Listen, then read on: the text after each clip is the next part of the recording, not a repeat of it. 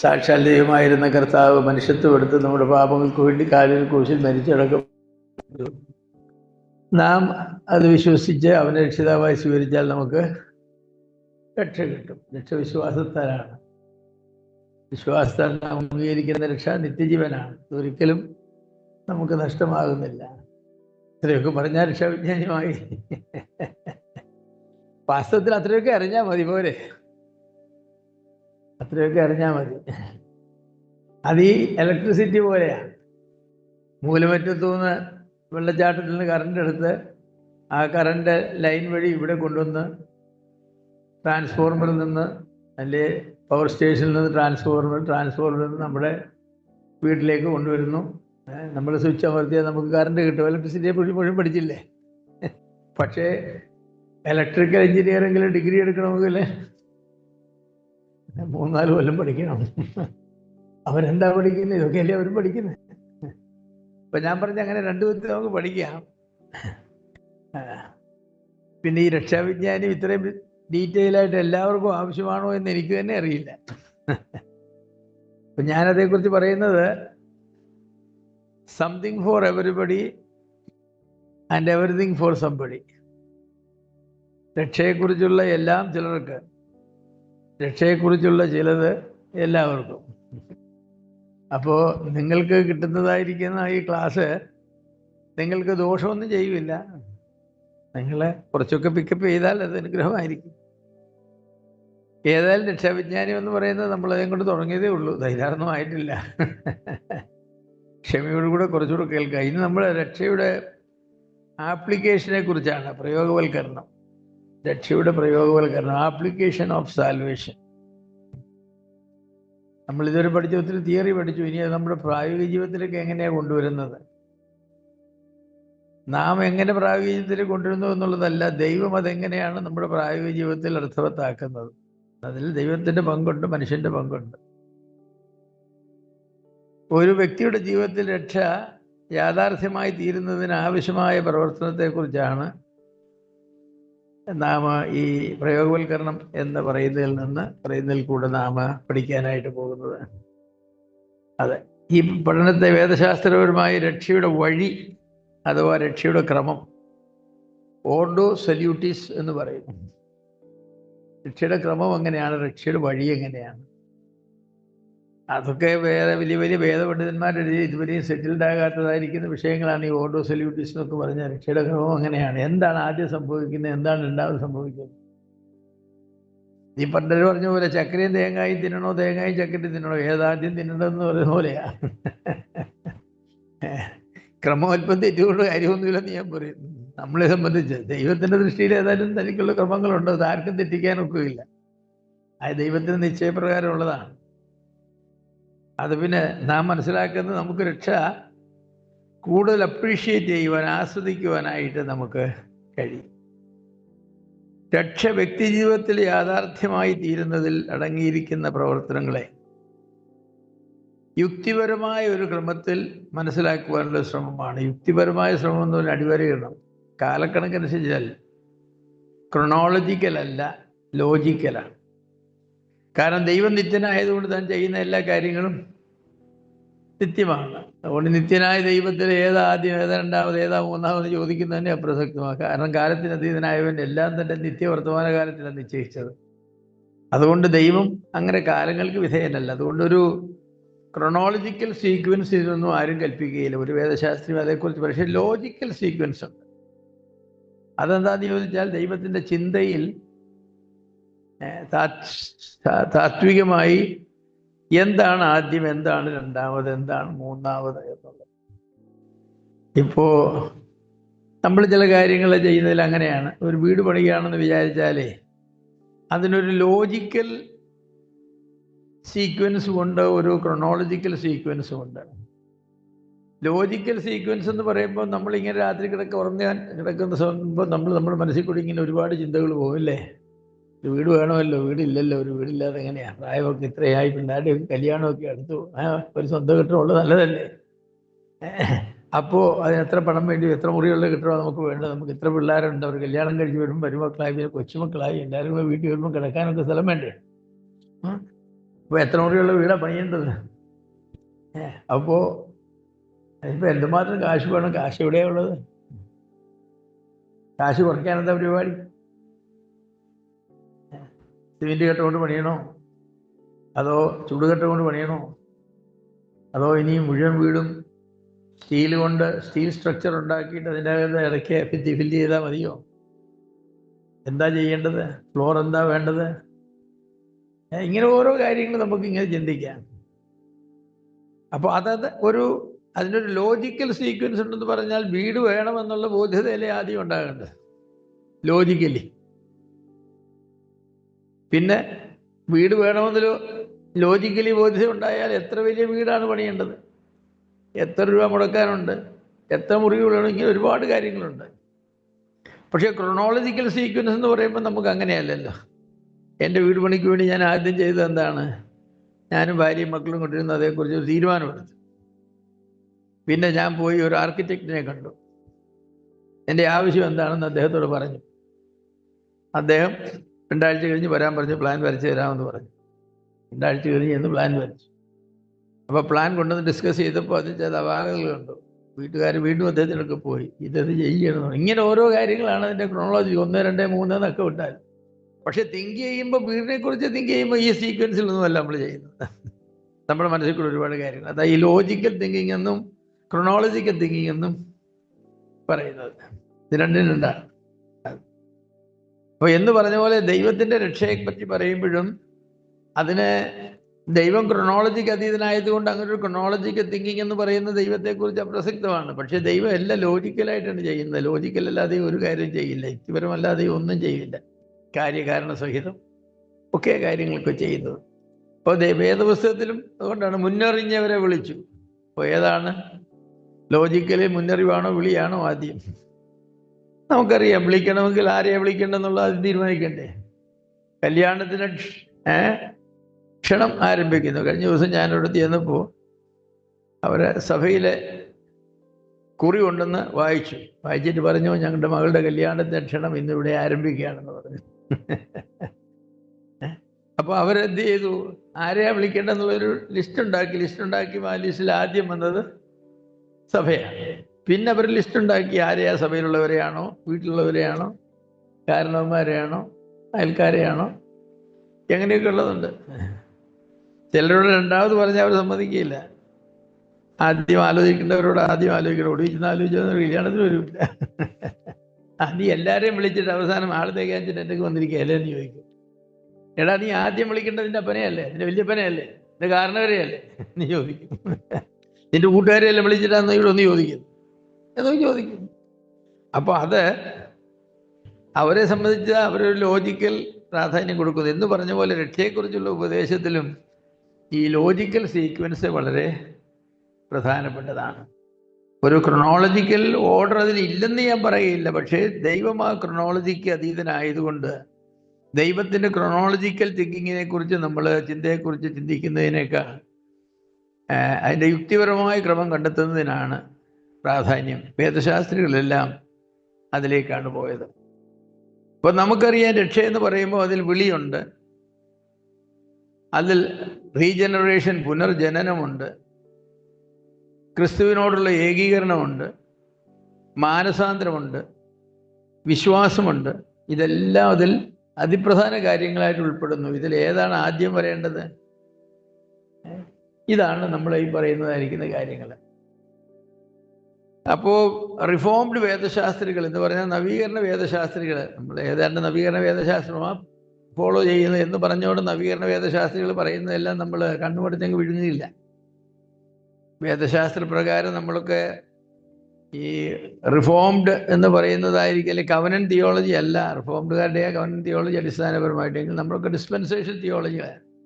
എങ്കിൽ രക്ഷാവിജ്ഞാനത്തിൻ്റെ കാര്യത്തിൽ വരുമ്പം ഡിസ്പെൻസേഷൻ തിയോളജിക്കാരും റിഫോംഡ് തിയോളജിയാണ് സ്വീകരിച്ചിട്ടുള്ളത്. കാരണം അതാണ് വളരെ വ്യക്തമായിട്ട് രക്ഷയെക്കുറിച്ചുള്ള ഉപദേശങ്ങൾ പറയുന്നത്. അപ്പോൾ ഇതിലെ വിളിയാണോ, പുനർജനനമാണോ, മിസ്റ്റിക്കൽ യൂണിയൻ വിത്ത് ക്രൈസ്റ്റ് ആണോ, മാനസാന്തരം അല്ലെങ്കിൽ കൺവേർഷൻ ആണോ, വിശ്വാസം അല്ലെങ്കിൽ ഫെയ്ത്ത് ആണോ, ഏതൊക്കെ വിഷയങ്ങളാണ്, ഏത് ഓർഡറിലാണ്, ഇതിനെയൊക്കെ നമ്മൾ ഉൾപ്പെടുത്തേണ്ടത് എന്നത് ചെറിയ കാര്യമല്ല, വലിയ കാര്യമാണ്. അത് വലിയ കാര്യമാണ്. ഞാൻ വേദശാസ്ത്രികൾ പറഞ്ഞിട്ടുള്ള കാര്യങ്ങൾ പറയാം. ഞാൻ ഏതാണ്ടൊക്കെ അതിനോട് യോജിക്കുന്ന ഒരാളാണ്. അവരെല്ലാവരും നമ്മുടെ രക്ഷയെക്കുറിച്ച്, ദൈവത്തിൻ്റെ പരിപാടിയിലെ അല്ല, നമ്മളെ രക്ഷയിലേക്ക് നടത്തുന്നതിനായിട്ട് ദൈവം ഉപയോഗിക്കുന്ന ലോജിക്കൽ സീക്വൻസ്, അതാണ് നമ്മൾ പറയുന്നത്. അപ്പോൾ അതിൽ പറയുമ്പോൾ ബോധ്യപ്പെടുത്തൽ എന്ന് പറയുന്ന ഒന്നാണ് നമ്മുടെ രക്ഷയെക്കുറിച്ച് നാം ചിന്തിക്കുമ്പോൾ നമുക്ക് ബോധം വരുന്നില്ല. കർത്താവായ യേശുക്രിസ്തു യോഹന്നാന്റെ സുവിശേഷം 16-ാം അധ്യായത്തിൻ്റെ 8 മുതൽ 11 വരെയുള്ള വാക്യങ്ങൾ എന്താ പറഞ്ഞത്? പരിശുദ്ധാത്മാവ് വരുമ്പോൾ അവൻ ലോകത്തിന് പാപത്തെക്കുറിച്ചും നീതിയെക്കുറിച്ചും ന്യായവിധിയെക്കുറിച്ചും ബോധം വരുത്തും. രക്ഷയെക്കുറിച്ച് ചിന്തിക്കുമ്പം പാപത്തെക്കുറിച്ചും ന്യായവിധിയെക്കുറിച്ചും നീതിയെക്കുറിച്ചും ബോധം വരാതെ ഒരാൾക്ക് രക്ഷയെക്കുറിച്ച് ചിന്തിക്കാനൊക്കുമോ? ചിന്തിക്കാനൊക്കുകയില്ല, ഒരിക്കലുമില്ല. നീതിമാനായ ഒരു മനുഷ്യൻ തൻ്റെ രക്ഷയെക്കുറിച്ച് ചിന്തിക്കേണ്ട ആവശ്യമില്ല. കാരണം ഞാൻ നീതിമാനാണ്. കർത്താവായ യേശു ക്രിസ്തു എപ്പോഴെങ്കിലും തൻ്റെ രക്ഷയെക്കുറിച്ച് ചിന്തിച്ചിട്ടുണ്ടോ? ഞാൻ മരിച്ച സ്വർഗ്ഗത്തിൽ പോകുമെന്ന്? ഇല്ല. അതിൻ്റെ കാരണം എന്താ? പാപം എന്ന് പറഞ്ഞ ഒരു കാര്യം കർത്താവിനില്ല. താൻ നീതിമാനാണ്. ആരെന്നെ നീതി പാപത്തെക്കുറിച്ച് ബോധം വരുത്തുന്നതാണ് ചോദിച്ചത്. വിശുദ്ധാത്മാവ് വന്നാലും മനുഷ്യർ വന്നാലും ഒക്കുകയില്ല. പിന്നെ പരീശന്മാരൊക്കെ കർത്താവിൻ്റെ പാപത്തെക്കുറിച്ച് ബോധം വരുത്താനായിട്ട് ഒരുപാട് കാര്യങ്ങൾ അവർ ശ്രമിച്ചു നോക്കി, ശരിയാണ്. പക്ഷേ അവർക്കാർക്കും സാധിച്ചില്ല. പക്ഷെ നമ്മുടെ സ്ഥിതി അതല്ല. നമ്മുടെ സ്ഥിതി എന്ന് പറയുന്നത് നമുക്ക് ഒത്തിരി കാര്യങ്ങളെക്കുറിച്ചുള്ള ബോധം വേണം. അതെ. അപ്പോൾ പരിശുദ്ധാത്മാവിൻ്റെ പുനർജീവന പ്രവർത്തനത്തിൽ നിന്ന് വ്യത്യസ്തമായ ഒരു പ്രവർത്തനമാണ് ഈ ബോധം വരുത്തുക എന്നുള്ളത്. എന്ന് പറഞ്ഞാൽ ബോധം വരുത്തുക സമം പുനർജീവിപ്പിക്കുക, വീണ്ടും ജനിപ്പിക്കുക, റീജനറേറ്റ് ചെയ്യുക എന്നല്ല. റീജനറേഷന് മുഖാന്തരമായിട്ടുള്ളതായിരിക്കുന്ന പ്രവർത്തനങ്ങളുടെ ഒരു ആദ്യ ഘട്ടമാണ് ഈ ബോധം വരുത്തുക. മത്തായിയുടെ സുവിശേഷം 18-15 വായിച്ച് അവിടെ ബോധം വരുത്തുക. അതേ ബാക്കിയാണ് പറഞ്ഞിരിക്കുന്നത്. കർത്താവ് പരിശുദ്ധാത്മാവ് വരുമ്പോൾ, അപ്പം ഞാൻ പറഞ്ഞ ഒരു കുറ്റക്കാരനെ അവൻ്റെ പ്രശ്നം പരിഹരിക്കണമെങ്കിൽ ആദ്യം ചെയ്യേണ്ടത് എന്താ? അവന് ബോധം വരുത്തണം. നമ്മളങ്ങനെ ചെന്നിട്ട് നീ തെറ്റ് ചെയ്തു എന്ന് പറഞ്ഞാൽ അവന് ബോധം വരുമോ? വരുമില്ല. നമ്മൾ പലപ്പോഴും ചെയ്യാൻ ശ്രമിക്കുന്നത് എന്താണെന്ന് ചോദിച്ചാൽ, ഒരാൾ നമുക്ക് ഇഷ്ടമില്ലാത്തൊരു പ്രവൃത്തി ചെയ്താൽ നമ്മൾ നേരെ അങ്ങോട്ട് ചെന്ന് അവനെ പിടിച്ച് കുലുക്കി, നീ തെറ്റ് ചെയ്തില്ല, തെറ്റ് ചെയ്തില്ല. അപ്പം എന്തോ തെറ്റാ ചെയ്ത് എന്നവൻ ചോദിക്കും. അപ്പം അവന് ബോധം വരുത്തണം. അതിന് ബോധം വരുത്തണമെങ്കിൽ നമുക്ക് ഒത്തിരി കാര്യങ്ങൾ അറിയാം. ദൈവം അതിനോടെത്തിട്ട് ഇവൻ ഇങ്ങനെ ഒരു പ്രവൃത്തി ചെയ്യാൻ പാടില്ലാത്തതാണ് മനുഷ്യൻ, പക്ഷേ അങ്ങനെ പ്രവൃത്തി അവൻ ചെയ്തു പോയി. അതുകൊണ്ട് അവൻ ദൈവവചനത്തിന് വ്യക്തമായിരിക്കുന്ന ഒരു ലംഘനമാണ് നടത്തിയത് അവന് ബോധ്യപ്പെടുത്തണം. ഒരു കാര്യം ചെയ്തു എന്നുള്ളതുകൊണ്ട് പാപബോധം വരണമെന്നൊന്നുമില്ല, അങ്ങനെയൊന്നുമില്ല. ഒരാളുടെ ചെവിക്കുറ്റിക്ക് 2 അടി അടിക്കും. നീ ചെയ്ത് തെറ്റാന്ന് പറഞ്ഞു. ആര് പറഞ്ഞു തെറ്റാന്ന്? ഈ ചെവിക്കുറ്റി പിന്നെ എന്താ വന്നിരിക്കും? ഞാൻ ഒരിക്കൽ ഭാര്യയെ തല്ലിയതായിരിക്കുന്ന ഒരു ഭർത്താവിനെ ബോധം വരുത്താനായിട്ട് ശ്രമിച്ചത് ഓർക്കുന്നുണ്ട്. ഭാര്യയെ കണ്ടുപാനം തല്ലി അടിച്ച് ഇവിടമൊക്കെ ഇത്രയും വേർതിരിക്കുക. ഞാൻ ചെന്നു. ഞാനും ഗ്രീഷും കൂടെ പോയി. രാത്രിയിലായിരുന്നു, നല്ല സമയത്തായിരുന്നു. അവിടെ മകൻ വിളിച്ച് പറഞ്ഞു, അപ്പൻ അമ്മയെ തല്ലി ശരിയാക്കുക, ഓടി പറഞ്ഞേന്ന്. ഓടി ചെന്നത് അവിശ്വാസികളാണ്. അപ്പോൾ പുള്ളിക്കാരൻ പറഞ്ഞു, എൻ്റെ ഭാര്യ തല്ലാണ് അവകാശം എനിക്കാന്ന് പറഞ്ഞു. ഞാൻ ചെലവിന് കൊടുക്കുന്നതാണ്. അങ്ങനെ പറഞ്ഞു, ഞാൻ ചെലവിന് കൊടുക്കുന്ന ഭാര്യ ഞാൻ പറയുന്ന പോലെ കേട്ടില്ലെങ്കിൽ നല്ല തല്ലും ഇനിയും തല്ലുമെന്ന് പറഞ്ഞു. അപ്പോൾ അദ്ദേഹത്തോട് അങ്ങനെ നിങ്ങൾക്ക് ചെയ്യാൻ അനുവാദമില്ല എന്ന് ബൈബിളിൻ്റെ വെളിച്ചത്തിൽ ബോധ്യപ്പെടുത്താനായിട്ട് കുറേ ശ്രമങ്ങൾ ചെയ്തു. അവസാനം സമ്മതിച്ചു. നിവൃത്തിയില്ലാതെ വന്നതുകൊണ്ട് സമ്മതിച്ചതാണ്. പാപബോധം കൊണ്ട് ബോധ്യത വന്നതുകൊണ്ട് സമ്മതിച്ചതാണോ, സമ്മതിക്കാതെ രക്ഷപ്പെടാൻ കഴിയില്ലെന്ന് വിചാരിച്ച് സമ്മതിച്ചാണോന്നറിയില്ല. അതിലും അവസാനം സംഭവിച്ച് തെറ്റായിപ്പോയി. എന്നിട്ടും പിറ്റേ ദിവസം ഞായറാഴ്ച, ശനിയാഴ്ച രാത്രി സംഭവിക്കുന്നത്. ഞായറാഴ്ച ഇതെല്ലാം ഇത്രയും അംഗീകരിക്കുക. അപ്പോൾ അവർ സാക്ഷ്യം പറഞ്ഞത്, ഭാര്യ പറഞ്ഞു, സ്റ്റെപ്പ് കയറുമ്പം കാല് തെറ്റി വീണ സ്റ്റെപ്പിൽ അടിച്ചിട്ടാണ് ഈ നീരെന്ന് പറഞ്ഞു. എന്നിട്ട് തിരുവനന്തപുരത്തിൽ പങ്കെടുത്തു. അപ്പോൾ ഞാൻ ഓർത്തു, കർത്താവേ, ഇന്നലെ ഭാഗവതം വന്നിട്ടാണോ തെറ്റായിപ്പോയെന്ന് പറഞ്ഞത്, അതോ എന്നെ ഒഴിവാക്കാൻ വേണ്ടി പറഞ്ഞാണോന്ന് എന്ന് പറഞ്ഞ പോലെയാണ് ചില ആളുകളെ നമുക്ക് പാപത്തെക്കുറിച്ചൊക്കെ ബോധം വരുത്തണമെങ്കിൽ അത്ര എളുപ്പമൊന്നുമല്ല. അപ്പോൾ നിന്റെ സഹോദരന് ബോധം വരുത്തണം. 1 Corinthians 14:24-25 വായിച്ചേ. പ്രവചനത്തിന്റെ അന്യഭാഷ ഇവിടെ വിഷയം അതല്ല. വാക്കിനാൽ അവന് പാപബോധം വരുമെന്നാണ്. ഈ പാപബോധം വരണമെങ്കിൽ ദൈവവചനത്തിന്റെ പ്രസംഗം ഇവിടെ ഉണ്ടാകണം. നീ പാപിയാണെന്ന് നമ്മളൊരാളോട് പറഞ്ഞുകൊണ്ടൊന്നും അവർക്ക് ബോധം വരുന്നില്ല. വചനം, ബൈബിൾ എന്ന് പറയുന്ന ഈ പുസ്തകം ദൈവത്തിന്റെ വചനമാണെന്ന് ഒരാൾ അംഗീകരിച്ചു കഴിഞ്ഞാൽ പിന്നെ ആ വചനത്തിൽ നിങ്ങൾ പാപിയാണെന്ന് പറഞ്ഞാൽ അവന് സമ്മതിക്കാതിരിക്കാൻ ഒക്കില്ല. കാരണം അവൻ എന്ത് സമ്മതിച്ചു കഴിഞ്ഞു? ഇത് ദൈവത്തിന്റെ വചനമാണ്. ഇതിൽ പറയുന്ന പ്രസ്താവനയോട് ദൈവത്തിന്റെ വചനമാണ്, മാറ്റമില്ലാത്ത വചനമാണ്, സത്യവേദപുസ്തകമാണ്. ആ വേദപുസ്തകത്തിൽ നിന്ന് നീ പാപിയാണെന്ന് പറഞ്ഞാൽ അവൻ ബുദ്ധി ഉണ്ടെങ്കിലും എന്ത് ചെയ്യണം? സമ്മതിച്ചെങ്കിലേ സാധിക്കും. ബുദ്ധി ഉണ്ടെങ്കിലും സമ്മതിച്ചേ സാധിക്കും എന്ന് പറഞ്ഞ പോലെയാണ്. ഈ ബോധ്യത വരുത്തണമെങ്കിൽ ദൈവവചനത്തിന്റെ പ്രസംഗമൊക്കെ ആവശ്യമാണ്. 1 തിമോത്തിയോസ് 5:20 വായിച്ചേ. പാപം ചെയ്യുന്നവരെ ശേഷമുള്ളവർക്കും ഭയം ഉണ്ടാകത്തക്കൊണ്ട് എന്ത് ചെയ്യണമെന്നാ പറഞ്ഞേ? എല്ലാവരും കേൾക്കെ ശാസിക്കണം. ശാസിക്കുക എന്ന് പറയുന്നത് വെറുതെ വിളിച്ചു കുറച്ച് കട്ടിയായിട്ട് വർത്താനം പറയുന്നുള്ളതല്ല. അവൻ ഈ പ്രവൃത്തി ചെയ്യുവാൻ അവന് അനുവാദമില്ല, അവന് കടപ്പെട്ടവനല്ല, അവൻ ചെയ്തത് തെറ്റാണ്, അനുവാദമില്ലാത്ത ദൈവം വിലക്കിയിട്ടുള്ള കാര്യമാണ് അവൻ ചെയ്തതെന്ന് അവനെ ബോധ്യപ്പെടുത്തുന്നതിനായി ശാസന എന്ന് പറയുന്നത്. അതായി ശാസന എന്ന് പറയുന്നത്. നമ്മൾ പലപ്പോഴും ഈ പാപത്തിനെ കുറിച്ചൊക്കെ ആളുകളെ ബോധ്യപ്പെടുത്താനായിട്ട് ശ്രമിക്കുമ്പോൾ നമ്മുടെ യുക്തി കൊണ്ട് ചില കാര്യങ്ങളൊക്കെ അങ്ങ് പറയുക. അതുപോലെ അതുകൊണ്ട് പാപബോധം വരുമില്ല. പാപബോധം പറഞ്ഞുകൊണ്ട് ദൈവത്തിന്റെ വെളിച്ചത്തിൽ നമ്മൾ അവരോട് സംസാരിക്കണം. അങ്ങനെ സംസാരിച്ചെങ്കിലേ പാപബോധം. വേറെ വാക്യങ്ങൾ, ഈ വാക്യങ്ങളെല്ലാം പറയുന്നത് എന്താണെന്ന് ചോദിച്ചാൽ, ഈ പാപബോധം വരുത്തുക എന്ന് പറയുന്നതിൻ്റെ പിൻപിൽ മറ്റൊരാളുടെ പ്രവർത്തനമുണ്ട്. ആരും പ്രവർത്തിക്കാതെ നമുക്ക് തന്നെ പാപബോധം വരാൻ. പക്ഷേ നമ്മൾ ബൈബിൾ വായിക്കുന്നതിൻ്റെ ഫലമായിട്ട്. അപ്പം ബൈബിളിൻ്റെ പ്രവർത്തനം അവിടെയുണ്ട്, പരിശുദ്ധാത്മാവിൻ്റെ പ്രവർത്തനം അവിടെയുണ്ട്. ബുദ്ധിപൂർവമായിരിക്കുന്ന ഒരു പ്രവർത്തനം വേണം. ഒരു പാപി രക്ഷിക്കപ്പെടണമെങ്കിൽ അവന് ഈ പാപബോധം വരണം. പാപബോധം വരണമെങ്കിൽ ദൈവത്തിൻ്റെ ആത്മാവ് അവനിൽ പ്രവർത്തിക്കണം, ദൈവവചനം അവനിൽ പ്രവർത്തിക്കണം. തീത്തോസ് 1:9 വായിച്ചേ. അതാണ് പഥ്യവചനത്താൽ വിരോധികൾക്ക് ബോധം വരുത്തും. അതിൻ്റെ 19ാമത്തെ വാക്യം കൂടെ വായിച്ചേ. ഇപ്പൊ ഏതാ? 1:9 വായിച്ചേ. അതിൻ്റെ 13ാമത്തെ വാക്യം. കഠിനമായി ശാസിക്കുന്നത് കൊണ്ടാണ് അവർ ചെയ്യുന്നതായിരിക്കുന്ന ഈ യഹൂദ കഥകളൊക്കെ പറഞ്ഞ് സമയം കളയുന്നത് തെറ്റാണെന്ന് ബോധ്യമാണ്. അപ്പൊ ഇതൊന്നും പരിശുദ്ധാത്മാവിന്റെ രക്ഷയുള്ള ബന്ധത്തിലുള്ള ബോധപ്രവൃത്തികളെ കുറിച്ചല്ലേ പറഞ്ഞു. ഈ ബോധം വരുത്തുന്നതിന് പിൻപിൽ വചനത്തിൻ്റെയും ഒരു വ്യക്തിയുടെയും പ്രവർത്തനമുണ്ട്. പാപബോധത്തെക്കുറിച്ചാകുമ്പോൾ പ്രധാനമായിട്ട് ഇത് പരിശുദ്ധാത്മാവിന്റെ പ്രവർത്തനമാണ്. പരിശുദ്ധാത്മാവിന് മുഖാന്തരമായിട്ട് മനുഷ്യരെ ഉപയോഗിക്കും എന്നുള്ള കാര്യം ശരിയാണ്. ഒരു പ്രതിയോഗിയെ കാര്യങ്ങൾ മനസ്സിലാകത്തക്ക നിലയിൽ അവനെ ഖണ്ഡിക്കുക, അവൻ്റെ പ്രവർത്തനങ്ങൾ തെറ്റാണെന്ന് അവനെ ബോധ്യപ്പെടുത്തുക എന്നൊക്കെയാണ് ഇതിൻ്റെ പിന്നിലുള്ളത്. അപ്പോൾ ഈ വിഷയത്തിൽ തെളിവുകൾ സ്വീകരിക്കുവാനോ നിഷേധിക്കുവാനോ ഉള്ള സാധ്യതയുണ്ട്.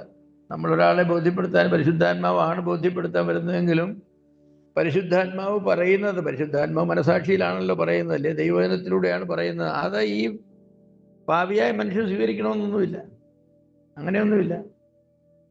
ഇപ്പം വലിയ വലിയ മഹാന്മാരായിരിക്കുന്ന പല ആളുകളും ദൈവവചനം മനസ്സിലാക്കിയിട്ടുണ്ട്. ദൈവം അവരോട് പാപിയാണെന്നാണ് പറയുന്നത്.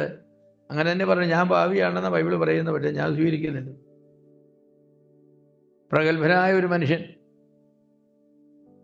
അദ്ദേഹം പറഞ്ഞത്, ബൈബിൾ ഞാൻ എല്ലാവരും പാപം ചെയ്തുവെന്നും ആദാമി പാപത്തെ സകലും പാപിയായെന്നും പാപത്തിന്റെ ശമ്പളം മരണമാണെന്നും ആ മരണത്തിൽ നിന്ന് സ്വയം രക്ഷപ്പെടുത്താൻ കഴിയില്ലെന്നും അതിന് യേശുക്രിസ്തുവിന്റെ കാലുകളിലെ മരണം മാത്രമേ വഴിയുള്ളെന്നും യേശുക്രിസ്തു വിശ്വസിച്ച പാപമോചനം കിട്ടുമെന്നും നിത്യസ്വർഗം കിട്ടുമെന്നും വചനം വ്യക്തമായി പഠിപ്പിക്കുന്നു എന്ന് എനിക്കറിയാം, പക്ഷെ ഞാനത് വിശ്വസിക്കുന്നില്ല. അതെ, തേർ എന്ന് പറഞ്ഞ ഒരു വലിയ ഗ്രീക്ക് പണ്ഡിതനുണ്ട്. തേസ് ലെക്സിക്കനൊക്കെ ഗ്രീക്ക് പഠിക്കുന്ന ആളുകളാണ്. തേര് യേശുക്രിസ്തുവിന്റെ ദൈവത്വത്തെ ഒരിക്കലും അംഗീകരിച്ച ആളല്ല. എന്നാൽ അത് സംബന്ധിച്ചുള്ള എല്ലാ വാക്യങ്ങൾക്കും നല്ല വ്യാഖ്യാനം പറഞ്ഞാണ്.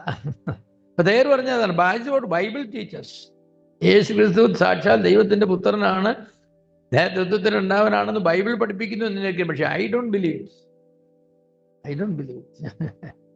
അങ്ങനെയുള്ള അനേക ആളുകളുണ്ട്, അവർ വലിയ പണ്ഡിതന്മാരാണ്, അവരും വിശ്വസിക്കുന്നില്ല. അത് ഈ സിഗരറ്റ് കയ്യിൽ വെച്ച് ചുണ്ടിൽ വെച്ചും കൊണ്ട് മരുന്ന് രോഗിയോട് നിങ്ങൾ സിഗരറ്റ് വലിക്കരുത്, സിഗരറ്റ് വലിക്കുന്നവരൊക്കെ പോയിരിക്കരുത്, നിങ്ങൾ ഹാർട്ട് പേഷ്യൻ്റ് ആണ്, നിങ്ങളുടെ ഹാർട്ട് തകരാറാവും എന്ന് ഇത് വലിപ്പം വലിച്ചുകൊണ്ടാണ് പറയുന്നത്. ആശുപത്രി അത് ഇട്ടിട്ട് വലിച്ചുകൊണ്ടാണ് പറയുന്നത്. അപ്പോൾ പേഷ്യൻ്റ് ചോദിക്കുക, അപ്പം ഡോക്ടർ വലിക്കുന്നത്, എൻ്റെ ആവശ്യത്തിനല്ല ഞാൻ പറയുന്നത്, ഇയാളുടെ ആവശ്യത്തിനാണ് ഞാൻ ചാകുന്നത്, ഇയാൾക്ക് തന്നെ വിഷയം. അപ്പോൾ നിങ്ങൾ സിഗരറ്റ് വലിക്കാൻ പാടില്ല ജീവിച്ചിരിക്കണമെന്ന് ആഗ്രഹമുണ്ടെങ്കിൽ. എനിക്ക് ജീവിക്കണമെന്ന് ആഗ്രഹമുള്ള ആളല്ല, സത്താ മതി എന്ന് വിചാരിക്കുന്ന ഒരാളാണ്. അപ്പൊ അങ്ങനെയുള്ള ആളുകളുണ്ട് എന്ന് പറഞ്ഞ പോലെയാണ് ഈ പാപത്തെക്കുറിച്ചുള്ള ബോധം വരുത്തുമ്പോൾ പറയാം ബൈബിൾ അതാ പറയുന്നുള്ളത് എനിക്കറിയാവുന്ന പറയും, അതൊക്കെ ബൈബിൾ പറയുന്നത്, നമുക്ക് ശരിയാണ് നിങ്ങൾ പറയുന്നത്, പക്ഷെ ഞാനത് അംഗീകരിക്കില്ല. ആര് പറഞ്ഞാലും ഞാൻ അംഗീകരിക്കും, ആര് പറഞ്ഞാലും അംഗീകരിക്കും. അപ്പൊ പാപബോധം എന്ന് പറയുന്ന ദൈവവചനത്താലും പരിശുദ്ധാത്മാവിന്റെ പ്രവർത്തനത്താലും ആണ് വരേണ്ടതെങ്കിലും എല്ലാവർക്കും അത് വരികയില്ല. പരിശുദ്ധാത്മാവ് പ്രവർത്തിച്ചാലും വചനം പ്രസംഗിച്ച് കേട്ടാലും എല്ലാവരും കിട്ടില്ല. കാരണം പരിശുദ്ധാത്മാവ് വരുമ്പോൾ അവൻ ലോകത്തിന് ബോധം വരുത്തുന്നല്ലേ വന്നത്. ഈ ലോകം എന്ന് പറഞ്ഞാൽ ലോകത്തിലെ ചിലർക്കെന്നല്ല, ലോകത്തിന്. പക്ഷേ ബോധം വന്നോ? പാപത്തെക്കുറിച്ചും നീതിയെക്കുറിച്ചും ന്യായവിധിയെക്കുറിച്ചും ലോകം എന്ന് പറഞ്ഞാൽ അവിടെ ലോകത്തിലെ മനുഷ്യരാണെന്ന് നമുക്കറിയാം. എന്ന് മാത്രമല്ല അവിശ്വാസികളെ കുറിച്ചാണ് പറയുന്നതെന്ന് പറയാം. കാരണം നിങ്ങൾ ലോകക്കാരല്ല എന്ന് വിശ്വാസികൾ പറഞ്ഞിട്ടുണ്ട്, നിങ്ങൾ ലോകക്കാരല്ല. അപ്പൊ ഈ ലോകക്കാരോടാണ് പറയുന്നത് അവർക്ക് ബോധം വരുത്തുമെന്ന്. അപ്പം ബോധം വരുത്തുക എന്ന പ്രവർത്തനം പരിശുദ്ധാത്മാവാണ് ചെയ്യുന്നതെന്ന് വന്നാലും ആ പ്രവർത്തനം എല്ലാവരെ സംബന്ധിച്ചും യാഥാർത്ഥ്യമാകണമെന്ന് നിർബന്ധമൊന്നുമില്ല. പിന്നെ അത് യാഥാർത്ഥ്യമാകും എപ്പോഴാണെന്നറിയാമോ? ഇച്ചിരി ലേറ്റായിട്ട് ആകും. പക്ഷെ അപ്പോൾ ഒന്നും ചെയ്യാനും സാധ്യത. ചിലർ അങ്ങനെ പറയില്ലേ, ഞാനത് മനസ്സിലാക്കിയപ്പോൾ ഒരു ശകലം ലേറ്റായിപ്പോയി. നമുക്ക് ഇപ്പം അങ്ങനെ വരാം. അത് പരിശുദ്ധാത്മാവ് ദൈവം അല്ലാത്തത് കൊണ്ടോ പരിശുദ്ധാത്മാവ് സർവാധികാരി സർവശക്തനും അല്ലാത്തത് കൊണ്ടോ അല്ല. ഈ പാപത്തെക്കുറിച്ചുള്ള ബോധം വരുത്തലെന്ന് പറഞ്ഞ ഒരു പൊതുവായ പ്രവർത്തനമാണ്. ചിലരെ സംബന്ധിച്ച് ഒരു സ്പെസിഫിക് ആക്ടിവിറ്റിയാണ്. ഈ സ്പെസിഫിക് ആക്ടിവിറ്റി ആർക്കാന്ന് ചോദിച്ചാൽ മുന്നറിഞ്ഞവർക്കാണ്, അല്ലാത്തവർക്കത് പൊതുവായ പ്രവർത്തനമാണ്. നമ്മൾ സുവിശേഷം പറയാൻ പോകുമ്പോൾ ചില ആളുകളെ ബാധിക്കും. നമ്മൾ ഭാവിയാന്ന് പറഞ്ഞാൽ ഭാവിയെന്നത്. ഞാനൊരിക്കൽ പാലായിൽ ഒരു വീട്ടിൽ പോയി സുവിശേഷം പറയുമ്പോൾ അത് നല്ല അമ്മച്ചിയാണ്, നല്ലൊരു വലിയ വീടാണ്, സമ്പന്നരായ വീടാണ്. അമ്മച്ചി നല്ല വസ്ത്രമൊക്കെ ധരിച്ചിട്ട് 5-6 പവൻ്റെ മാലയൊക്കെ കഴുത്തലുണ്ട്, കഴുത്തിന് വടയൊക്കെ ഉണ്ട്, നല്ല സുന്ദരമായ കച്ചമുറിയും എന്താ പറയുന്നത് നേരിതും ഒക്കെ അങ്ങനെ ധരിച്ച് നല്ല സുന്ദരിയായിട്ട് വന്ന് വാതിൽക്ക് നിൽക്കുക. ഇറങ്ങി വരുന്നത് ഞങ്ങളെയൊക്കെ വയ്ക്കില്ല, വാതിൽക്കെന്ന് പറയാം. എന്നിട്ടപ്പോൾ ഞാൻ പറഞ്ഞു, അമ്മച്ചി പാപത്തിന് പരിഹാരം കർത്താവായ യേശു ക്രിസ്തുവേ ഉള്ളൂ, നമ്മളെല്ലാവരും പാപികളാണെന്നാണല്ലോ. അമ്മച്ചി പറഞ്ഞു, അതെനിക്കറിയില്ല, ഞാൻ പാപിയാണെന്ന് എനിക്കറിയില്ല. അപ്പം ഞാൻ പറഞ്ഞു, എൻ്റെ അമ്മ എന്നെ പാപത്തിൽ ഗർഭം ധരിച്ചു എന്ന് ബൈബിൾ പറയുന്നുണ്ട്, അതിന് എൻ്റെ അമ്മയോട് ചോദിച്ചു നോക്കുക എന്നെ എങ്ങനെയാണ് ഗർഭം ധരിച്ചു എന്ന്. ഈ 75 വയസ്സുള്ള നല്ല പറയുക, അതിന് ഈ ചത്തുപോയ എൻ്റെ അമ്മയോട് ചോദിക്കണം എങ്ങനെ അമ്മ എന്നെ ഗർഭം ധരിച്ചു എന്ന് പറഞ്ഞാൽ അവരെ എന്ത് പറഞ്ഞ് ബോധ്യപ്പെടുത്താൻ വിചാരിച്ചാലും ഓതളങ്ങിയ പോലെ മൂളിക്കിടക്കും. നമ്മൾ എത്ര താത്തിട്ട് കൈവിടട്ടും അത് മേളിക്കൊണ്ടു. ചില ആളുകൾ അങ്ങനെ, അവർക്ക് പാപത്തെക്കുറിച്ച് ബോധം വരില്ല. അതെ, ചില ആളുകളോട് അങ്ങനെയൊന്നുമല്ല, പാപത്തെക്കുറിച്ച് ബോധം പറ്റാൻ ഒരു പ്രയാസവും ഇല്ല. ഈ 7 മഗ്ദലക്കാരത്തി മറിയയോ ലൂദിയായോ കർത്താവിൻ്റെ അടുക്കൽ കൊണ്ടുവന്ന പാപത്തിൽ പിടിപെട്ട് കൊണ്ടുവന്ന സ്ത്രീയോ ഒക്കെ ദൈവത്തിന് കർത്താവിന് പാപബോധം വരുത്താനൊന്നും ഒരുപാട് സമയമൊന്നും വേണ്ടി വന്നില്ല. പാപിയാന്ന് പോലും പറയേണ്ട ആവശ്യം വന്നില്ല. ഇല്ല, അവർക്കറിയാം അവർ പാപികളാണെന്നുള്ളത്. പിന്നെ ദൈവം പറയുന്നു എന്നുള്ള കാര്യം ഒന്ന് ചൂണ്ടിക്കാണിച്ചാൽ മതി, അപ്പോഴേ അവർ ബ്രേക്ക് ഡൗൺ ആയിട്ട് അവരെ അവിടെ വീഴുന്നതാണ്. അതെ, അപ്പോൾ പരിശുദ്ധാത്മാവ് വരുമ്പോൾ ലോകത്തിന് ബോധ്യം വരുത്തുമെന്നാണ്. ലോകം എന്ന വാക്കിന് 2-3 അർത്ഥമുണ്ടെന്ന് നിങ്ങൾക്കറിയാം. ഭൗതിക ലോകമുണ്ട്, ഭൗതിക ലോകം നാം കാണുന്നതായിരിക്കുന്ന ഈ കെട്ടിടങ്ങളും ഇതിലെ സ്വർണ്ണവും വെള്ളി ഇങ്ങനെയുള്ളതെല്ലാം ഭൗതിക ലോകമുണ്ട്. യോഹന്നാൻ 1-ാം അധ്യായത്തിൻ്റെ 9-10 വാക്യങ്ങളൊക്കെ ഭൗതിക ലോകം എന്ന അർത്ഥത്തിലാണ് പറഞ്ഞിട്ടുള്ളത്. പിന്നെ അത് കൂടാതെ ലോകത്തിലുള്ള മനുഷ്യർ എന്ന അർത്ഥത്തിലുണ്ട്. ദൈവം ലോകത്തെ സ്നേഹിച്ചു എന്ന് പറഞ്ഞാൽ ലോകത്തിലെ കെട്ടിടത്തെയും ലോകത്തെ സ്വർണ്ണത്തെയും വലിയ സ്നേഹിച്ചു എന്നല്ല, ലോകത്തിലെ മനുഷ്യരെ സ്നേഹിച്ചു. ദൈവം ലോകത്തെ സ്നേഹിച്ചു. അതുപോലെ ലോകത്തെയും ലോകത്തിനുള്ളതിനെയും സ്നേഹിക്കരുതെന്ന് പറഞ്ഞപ്പോൾ ഈ ഭൗതികമായ ലോകത്തെയും അതിലെ വസ്തുതകളെയും നാം സ്നേഹിക്കരുത്, മനുഷ്യരെ സ്നേഹിക്കരുതെന്നാണോ? അല്ല, കർത്താവ് ഒരിക്കലും അങ്ങനെ പറഞ്ഞില്ല മനുഷ്യരെ സ്നേഹിക്കരുത്. അപ്പോൾ സാധാരണ ലോകം എന്ന് പറയുമ്പോൾ കർത്താവിനെ എതിർക്കുന്ന തൻ്റെ ശിഷ്യന്മാരല്ലാത്ത മനുഷ്യരെയാണ് കർത്താവ് ഉദ്ദേശിക്കുന്നത്. യോഹന്നാന്റെ സുവിശേഷം 17 അധ്യായത്തിലെ കർത്താവ് പറഞ്ഞിട്ടുള്ളത് തൻ്റെ മഹാപൗരോഹിത്യ പ്രാർത്ഥനയിൽ ഒരുപാട് കാര്യങ്ങൾ പറഞ്ഞു. കർത്താവ് ഈ ലോകത്തിലേക്ക് വന്നുവെന്നും പിതാവ് തൻ്റെ ശിഷ്യന്മാരെ ഈ ലോകത്തിൽ നിന്ന് കർത്താവിന് നൽകിയെന്നും താൻ ഈ ലോകത്തിൽ നിന്ന് പോകുമ്പോൾ അവരെ ഈ ലോകത്തിലേക്ക് പറഞ്ഞയക്കുമെന്നും ഒക്കെ കർത്താവ് പറഞ്ഞു. അപ്പോൾ അവിടെ എല്ലാം കർത്താവ് ലോകമെന്ന് പറയുന്നത് രക്ഷിക്കപ്പെടാത്തതായിരിക്കുന്ന ആളുകളെ കുറിച്ചാണ്. രക്ഷിക്കപ്പെട്ടതായിരിക്കുന്ന ആളുകളെ കുറിച്ചല്ല പറയുന്നത്. നിങ്ങൾ ലോകക്കാരല്ലായികൊണ്ട് എന്ന് പറഞ്ഞാൽ നിങ്ങൾ ലോകത്തിലുള്ളവരല്ലെന്നല്ല, നിങ്ങൾ ലോകക്കാരല്ല, നിങ്ങൾ രക്ഷിക്കപ്പെട്ട ദൈവമക്കളാണ്, നിങ്ങൾ ലോകക്കാരല്ല. അപ്പോൾ ആ വ്യത്യാസമുണ്ട്. അപ്പൊ ഈ ബോധ്യം വരുത്തൽ പാപത്തെക്കുറിച്ചും നീതിയെക്കുറിച്ചും ന്യായവിധിയെക്കുറിച്ചുമാണ് ബോധം വരേണ്ടത്. ഇത് ഏത് തരത്തിൽ മനസ്സിലാക്കണമെന്നതിനെ കുറിച്ചൊക്കെ അഭിപ്രായ വ്യത്യാസമുണ്ട്. ലോകത്തിൻ്റെ പാപത്തെക്കുറിച്ച് പരിശുദ്ധാത്മാവ് അവർക്ക് ബോധ്യം വരുത്തുന്നു. ഇതിൽ പ്രഭുവായ പാപം എന്ന് പറയുന്നത് കർത്താവിൽ വിശ്വസിക്കാതിരിക്കുന്നു എന്നുള്ളതാണ്. അതാണ് പാപത്തെക്കുറിച്ച് ബോധം വരുത്തുന്നു പറഞ്ഞാൽ ലോകത്തിലെ മനുഷ്യരെല്ലാവരും പാപം ചെയ്തു എന്നുള്ള കാര്യം അവർക്ക് ബോധം വരുത്തും എന്നുള്ളതിനേക്കാൾ കൂടുതൽ വെളിച്ചം ലോകത്തിലേക്ക് വന്നു, എന്നാൽ അവർ എന്തിനാ സ്നേഹിച്ചത്? ഇരുളിനെയാണ് സ്നേഹിച്ചത്. അതാണ് അക്കാര്യം പരിശുദ്ധാത്മാവ് വരുമ്പോൾ അവർക്ക് ബോധ്യം. നിങ്ങൾ സ്നേഹിച്ചത് വെളിച്ചത്തെയല്ല, നിങ്ങൾ സ്നേഹിച്ചത് ദൈവപുത്രനെയല്ല, നിങ്ങൾ സ്നേഹിച്ചത് വചനത്തെയല്ല, നിങ്ങൾ സ്നേഹിച്ചത് പാപത്തെയാണ്, നിങ്ങൾ സ്നേഹിച്ചത് ഇരുളിനെയാണ്. ആ കാര്യം ബോധം വരുത്തുമെന്നാണ് പറഞ്ഞത്. പിന്നെ പറഞ്ഞു നീതിയെക്കുറിച്ചും ബോധം വരുത്തുമെന്ന് പറഞ്ഞു. അപ്പോ നീതിയെക്കുറിച്ച് ന്യായവിധിയെക്കുറിച്ചും ലോകത്തിന്റെ പാപത്തെക്കുറിച്ച് പരിശുദ്ധാത്മാവ് അവർക്ക് ബോധ്യം വരുത്തുന്നു. ഞാൻ പറഞ്ഞ പോലെ അതിൽ പ്രമുഖമായ പാപം എന്ന് പറയുന്നത് വെളിച്ചം ലോകത്തിലേക്ക് വന്നിട്ട് അവർ ഇരുളിനെ സ്നേഹിച്ചു, അല്ലെങ്കിൽ കർത്താവിൽ വിശ്വസിക്കാതിരുന്നു എന്നുള്ളതാണ്. നീതി എന്നുള്ളത് ദൈവം മനുഷ്യനെ വിധിക്കുന്ന നീതിയുടെ നിലവാരത്തെക്കുറിച്ചാണെന്ന് കരുതാം. പൗലോസ് പറഞ്ഞൊരു പ്രസ്താവന ഓർക്കുന്നത്, എൻ്റെ സുവിശേഷ പ്രകാരം ദൈവം ലോകത്തെ ന്യായം വിധിക്കുന്ന നാളെ. ദൈവം ലോകത്തിന് ന്യായവിധി നടത്തുന്നത് പൗലോസ് പ്രസംഗിച്ച സുവിശേഷ പ്രകാരമാണ്. എന്താണ് പൗലോസിൻ്റെ സുവിശേഷം? നമ്മുടെ പാപങ്ങൾക്ക് വേണ്ടി മരിച്ചടക്കപ്പെട്ട് ഉയർത്തെഴുന്നേറ്റ കർത്താവായ യേശു ക്രിസ്തു, അതാണ് എൻ്റെ സുവിശേഷം. അത് നിങ്ങൾ അംഗീകരിച്ചോ എന്നുള്ളതാണ്. അതാണ് ദൈവത്തിൻ്റെ നീതി എന്ന് പറഞ്ഞാൽ, മനുഷ്യൻ പാപിയായ മനുഷ്യനെ രക്ഷിക്കുവാനായിട്ട് ദൈവം തൻ്റെ പുത്രനെ ഈ ലോകത്തിലേക്ക് അയച്ചു. തൻ്റെ പുത്രൻ പാപങ്ങളെ വഹിച്ചുകൊണ്ട് കാൽവരിയിലെ ക്രൂശിൽ മരിച്ചു. ഈ സത്യം നമ്മൾ പ്രസംഗിക്കുമ്പോൾ ലോകം അത് അംഗീകരിക്കുന്നില്ലെങ്കിൽ അത് വലിയ തെറ്റാണ്. The righteous standard by which God judges the world. എന്താണത്? എൻ്റെ സുവിശേഷ പ്രകാരം ദൈവം ലോകത്തെ ന്യായം വിധിക്കുന്ന നാളെ. അപ്പോൾ ഈ പൗലോസ് പ്രസംഗിച്ചതായിരിക്കുന്ന സുവിശേഷം എന്ന് പറയുന്നത് കർത്താവ് പ്രസംഗിച്ച സുവിശേഷത്തിൽ നിന്നോ പത്രോസ് പ്രസംഗിച്ച സുവിശേഷത്തിൽ നിന്നോ വ്യത്യസ്തമായൊരു സുവിശേഷമല്ല.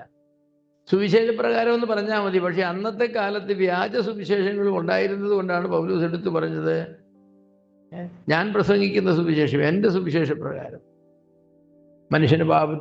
മനുഷ്യൻ്റെ പ്രവൃത്തികളാൽ പാപത്തിന് രക്ഷയില്ലെന്നും നീതിപ്രവൃത്തികളാൽ ഒക്കുകയില്ലെന്നും സൽപ്രവൃത്തികളെ സാധിക്കയില്ലെന്നും ഇങ്ങനെ ഒരുപാട് കാര്യങ്ങൾ പറഞ്ഞു പോയി. രക്ഷ എന്ന് പറയുന്നത് കർത്താവായ യേശു ക്രിസ്തു കാലുകളിൽ ചൊരിഞ്ഞതായിരിക്കുന്ന ആ രക്തം മുഖാന്തരം മാത്രമാണ്. രക്തച്ചൊരിച്ചിൽ കൂടാതെ പാപത്തിന് വിമോചനമില്ല. ആ സുവിശേഷ പ്രകാരം ദൈവം ന്യായം വിധിക്കുന്നതാണ്. അതേക്കുറിച്ച് ദൈവം ബോധം വരും. ദൈവം ലോകത്തെ ന്യായം വിധിക്കുന്നതായിരിക്കുന്ന നാളിൽ ഞങ്ങൾ ഈ യേശു ക്രിസ്തുവിനെ കുറിച്ചോ യേശു ക്രിസ്തുവിൽ കൊണ്ട് ലഭിക്കുന്ന രക്ഷയെക്കുറിച്ചോ ഞങ്ങൾ ഒരിക്കലും കേട്ടിട്ടില്ല എന്നാരും പറയാനിടയാകരുതെന്നാണ് ദൈവത്തിൻ്റെ താല്പര്യം. അതുകൊണ്ടാണ് കർത്താവ് നമ്മളോട് എന്ന് പറയുന്നത്, ഞങ്ങൾ ലോകത്തിൽ പോയി സകല സൃഷ്ടികളോടും സകല ജാതികളോടും സുവിശേഷം പ്രസംഗിക്കാൻ പറഞ്ഞത്. അപ്പോൾ അത് എഹെസ്കേൽ പ്രവചനത്തിലാണെന്ന് തോന്നുന്നു കാവൽക്കാരനെ കുറിച്ച് പറയുന്നത്, കാവൽക്കാരൻ ആപത്ത് വരുന്നു എന്ന് ജനത്തെ വിളിച്ചറിയിച്ചില്ലെങ്കിൽ ജനം നശിച്ചു പോയാൽ അവരുടെ രക്തം ആരോട് ചോദിക്കുമെന്നാണ് പറഞ്ഞേ? കാവൽക്കാരോട് ചോദിക്കുമെന്നാണ്. എന്നാൽ കാവൽക്കാരൻ വിളിച്ചു പറഞ്ഞു, ഇതാ അനർത്ഥം വരുന്നു, സൈന്യം വരുന്നു, കുതിരകൾ വരുന്നു, നിങ്ങൾ രക്ഷയ്ക്ക് വേണ്ടി ഓടി രക്ഷപ്പെട്ടുകൊള്ളൂ എന്ന് പറഞ്ഞിട്ട് അവർ ഓടിയില്ലെങ്കിൽ അവരുടെ രക്തം അവരുടെ തലമേൽ എന്ന് പറഞ്ഞതുപോലെയാണ് കർത്താവായ യേശു ക്രിസ്തു എന്ന ഏകരക്ഷകനേ ഉള്ളൂ എന്ന സത്യം ലോകത്തോട് അറിയിക്കാനായിട്ട് നമ്മോട് പറഞ്ഞിട്ട് നാം അറിയിക്കാതെ ഇരിക്കുകയും അവർ നശിച്ചു പോവുകയും ചെയ്താൽ അവരുടെ രക്തം ആരോട് ചോദിക്കും? അത് നമ്മൾ ചോദിക്കും. അവൻ പ്രസംഗിച്ചിരുന്നേ അവൻ രക്ഷിക്കപ്പെടുമെന്നുള്ളതല്ല വിഷയം. അതല്ല വിഷയം. കാവൽക്കാരൻ വിളിച്ചു പറഞ്ഞാലും ചില ആളുകൾ ഓടിപ്പോകില്ല, അവരവിടെ തന്നെ ഇരിക്കും. അതല്ല വിഷയം. നീ നിന്റെ ഡ്യൂട്ടി ചെയ്തു എന്നുള്ളതാണ്. സുവിശേഷ വേല നാം ചെയ്യേണ്ടതിൻ്റെ ആവശ്യമെന്ന് പറയുന്നത് അതുകൊണ്ടാണ്. അവന് കൊടുക്കേണ്ട അടി നമുക്ക് കിട്ടും. പാവിയായ മനുഷ്യൻ സുവിശേഷം കേട്ടെങ്കിൽ മാനസാന്തരപ്പെടുവാൻ ഇടയാകാഞ്ഞത് നാം പ്രസംഗിക്കാതെ അവനധികം മുന്നറിഞ്ഞില്ലയോ അതൊന്നും അവിടെ കണക്കിൽ വരുന്നില്ല. നീ പറഞ്ഞോ എന്നുള്ളൊരു ചോദ്യമേ ഉള്ളൂ. നീ മുന്നറിയിപ്പ് കൊടുക്കാൻ നിന്നെ കാവൽക്കാരനായി വെച്ചു, നീ അത് പറഞ്ഞില്ല എങ്കിൽ അവൻ്റെ നാശത്തിന് നീ ഉത്തരവാദി. അപ്പം അതുകൊണ്ട് ഈ സുവിശേഷ വേല എന്നൊക്കെ പറയുന്നത് നമുക്കൊരു ഓപ്ഷനിലൊന്നുമല്ല. നിങ്ങൾ ലോകത്തിലൊക്കെയും പോയി സകല സൃഷ്ടിയോട് സുവിശേഷം അറിയിപ്പിക്കും, ഞാൻ ലോകാവസാനത്തോളം നിങ്ങളോട് ഇരിക്കുമെന്നൊക്കെ കർത്താവ് പറഞ്ഞപ്പോൾ അത് വെറുതെ തമാശയായിട്ട് പറഞ്ഞതല്ല, ഇഷ്ടമുള്ള കുറച്ച് പേര് ചെയ്യാൻ വേണ്ടി പറഞ്ഞതല്ല. അല്ല, അതിൻ്റെ ഗൗരവം മനസ്സിലാക്കിയതായിരിക്കുന്ന ആളുകൾ എന്താ ചെയ്തത്? യെരുശലേമിൽ പീഡനമുണ്ടായി, വിശ്വാസികൾ ചിതറിപ്പോയവരെന്താ ചെയ്തത്? ചിതറിപ്പോയവർ സുവിശേഷം അറിയിച്ചും കൊണ്ട് പോയെന്നാ പറയുന്നത്. നിങ്ങൾ അവർക്കറിയാമായിരുന്നു ഈ പോകുന്ന വഴിക്ക് കാണുന്ന ആളുകളോട് പറയേണ്ട ഇവരുടെ ജോലിയാണ്, അല്ലെങ്കിൽ അവർ നശിക്കുന്നതിന് ഇവർ ഉത്തരവാദിയാകും. അതുകൊണ്ടാണ് പൗലോസ് നിങ്ങൾ നശിക്കുന്നുവെങ്കിൽ നിങ്ങളുടെ രക്തത്തെക്കുറിച്ച് എനിക്ക് ഉത്തരവാദിത്വമില്ലെന്ന് പറഞ്ഞു. എഫെസോസിലെ മൂപ്പന്മാരെ വിളിച്ചും പറഞ്ഞു, നിങ്ങൾ ആരെങ്കിലും നശിച്ചാൽ ഞാൻ ഉത്തരവാദിയല്ലെന്ന് പറഞ്ഞു. നിങ്ങളെ മുന്നറിയിക്കുകയും നിങ്ങളോട് പറയേണ്ട കാര്യങ്ങൾ പറയുകയും ചെയ്തിട്ടുണ്ട്. അതൊരു ഭയങ്കര അക്കൗണ്ടബിലിറ്റി എന്ന് പറയുന്നത് ഒരു ഭയങ്കര ചിന്തയാണ്. നമ്മളിങ്ങനെ സുവിശേഷമൊന്നും പറയാതെ നമ്മൾ ബൈബിൾ പഠിച്ച്, അല്ലെങ്കിൽ നമ്മൾ ബൈബിൾ പഠിപ്പിച്ച്, നമ്മൾ വീട്ടുകാരിയെ നോക്കി, മക്കളെയും വളർത്തി, കൃഷി ചെയ്ത്, പച്ചക്കറിയും വളർത്തി, അല്ലേ, നമുക്ക് എന്തൊക്കെയാണ് ചെയ്യാനുള്ളതെല്ലാം ചെയ്ത് നമ്മൾ മുന്നോട്ട് പോകുന്നു. സുവിശേഷം പറയാൻ പറ്റില്ല. അങ്ങനെ രക്ഷപ്പെട്ടു പോകാനൊക്കില്ല. രക്ഷിക്കപ്പെടേണ്ട ഇരുന്നില്ല. കർത്താവ് രക്ഷിക്കപ്പെടാതിരുന്നെങ്കിൽ മതിയായിരുന്നു എന്ന് വിചാരിക്കുന്ന ഒരുപാട് ആളുകളുണ്ട്. ആ ഒരു താലന്ത് കിട്ടിയ മനുഷ്യനെ അവനെ പുറത്തുള്ള ഇരുളിലേക്ക് തള്ളിക്കളയെന്ന് പറഞ്ഞപ്പോൾ അവൻ പറഞ്ഞൊരു കാര്യം ഉണ്ടായിരുന്നു, ഈ യജമാനനെ അറിയാതെയും അവൻ്റെ ദാസനായി ഇരിക്കുകയും ചെയ്യാതിരുന്നെങ്കിൽ എനിക്ക് എത്രയോ നന്നായിരുന്നു. ഞാൻ പറഞ്ഞു കാണും, എനിക്ക് വന്ന ഒരു ഗതികേട് ആ മനുഷ്യനെ അറിയാനും അവൻ്റെ ദാസനായിരിക്കാനും അവൻ എനിക്ക് ഉത്തരവാദിത്വം നൽകാനും ഒക്കെ ഇടയായി. ഞാനത് പാലിച്ച് വിലയിപ്പത്തെ ഞാനിവിടെ കിടന്ന് കഷ്ടം ലഭിക്കുന്നത്. കർത്താവ് പറഞ്ഞ പോലൊക്കെ വെറുതെ പറഞ്ഞതല്ല, നമ്മളെ ബോധം വരുത്താനാണ്. അപ്പോൾ ഈ ന്യായവിധിയെക്കുറിച്ചും പാപത്തെക്കുറിച്ചും ഒക്കെ പരിശുദ്ധാത്മാവ് വരുമ്പം ബോധം വരുത്തും. കർത്താവ് ഇന്ന് ഈ ലോകത്തിലില്ലാത്തതിനാൽ ആ ബോധം വരുത്തുന്നതായിരിക്കുന്ന ജോലി പരിശുദ്ധാത്മാവ് അവന് നൽകിയിരിക്കുകയാണ്. പരിശുദ്ധാത്മാവ് ചെയ്യുന്നതാകട്ടെ നമ്മിൽ കൂടെയാണ്. മനുഷ്യന് പാപത്തെക്കുറിച്ചും പാപത്തെ വിധിക്കുന്ന നീതിയുടെ അളവുകോലിനെ കുറിച്ചും പാപത്തിൽ നിന്ന് രക്ഷ നേടുന്നതിനുള്ള മാർഗത്തെക്കുറിച്ചും പരിശുദ്ധാത്മാവാണ് ബോധ്യം വരുത്തുന്നത്. ഇത് ബുദ്ധിതലത്തിലാണ് ഈ ബോധം വരുന്നത്. ഇന്റലക്ച്വൽ ലെവൽ, അവിടെയാണ് ഈ ബോധ്യം വരുന്നത്. അത് ആത്മാവിൻ്റെ തലത്തിലേക്ക് വരുമ്പോഴാണ് അത് സഫലമായി തീരുന്നത്. ബുദ്ധിതലത്തിൽ മാത്രം അത് ഒതുങ്ങി നിന്നാൽ ശരി, അങ്ങനെയൊക്കെ സംഭവിക്കാൻ സാധ്യതയുണ്ട്, ദൈവമെന്നാ തോന്നുന്നു. അതെ, നമ്മൾ പല കാര്യങ്ങളും ചെയ്യുന്ന അങ്ങനല്ലേ. പല കാര്യങ്ങളും അത് ചെയ്തില്ലെങ്കിൽ ഇതിന് ദോഷം വരാനൊക്കെ സാധ്യതയുണ്ടെന്ന് പറഞ്ഞാലും ദോഷം വരാതിരിക്കാൻ വേണ്ടത് പലപ്പോഴും ചെയ്യില്ല.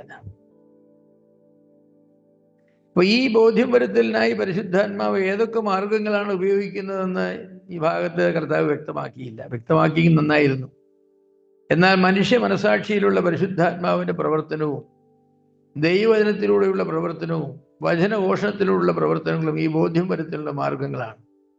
ഏതായാലും ഈ ബോധ്യം പരിശുദ്ധാത്മാവിന് മാത്രമേ വരുത്തുവാൻ കഴിയൂ.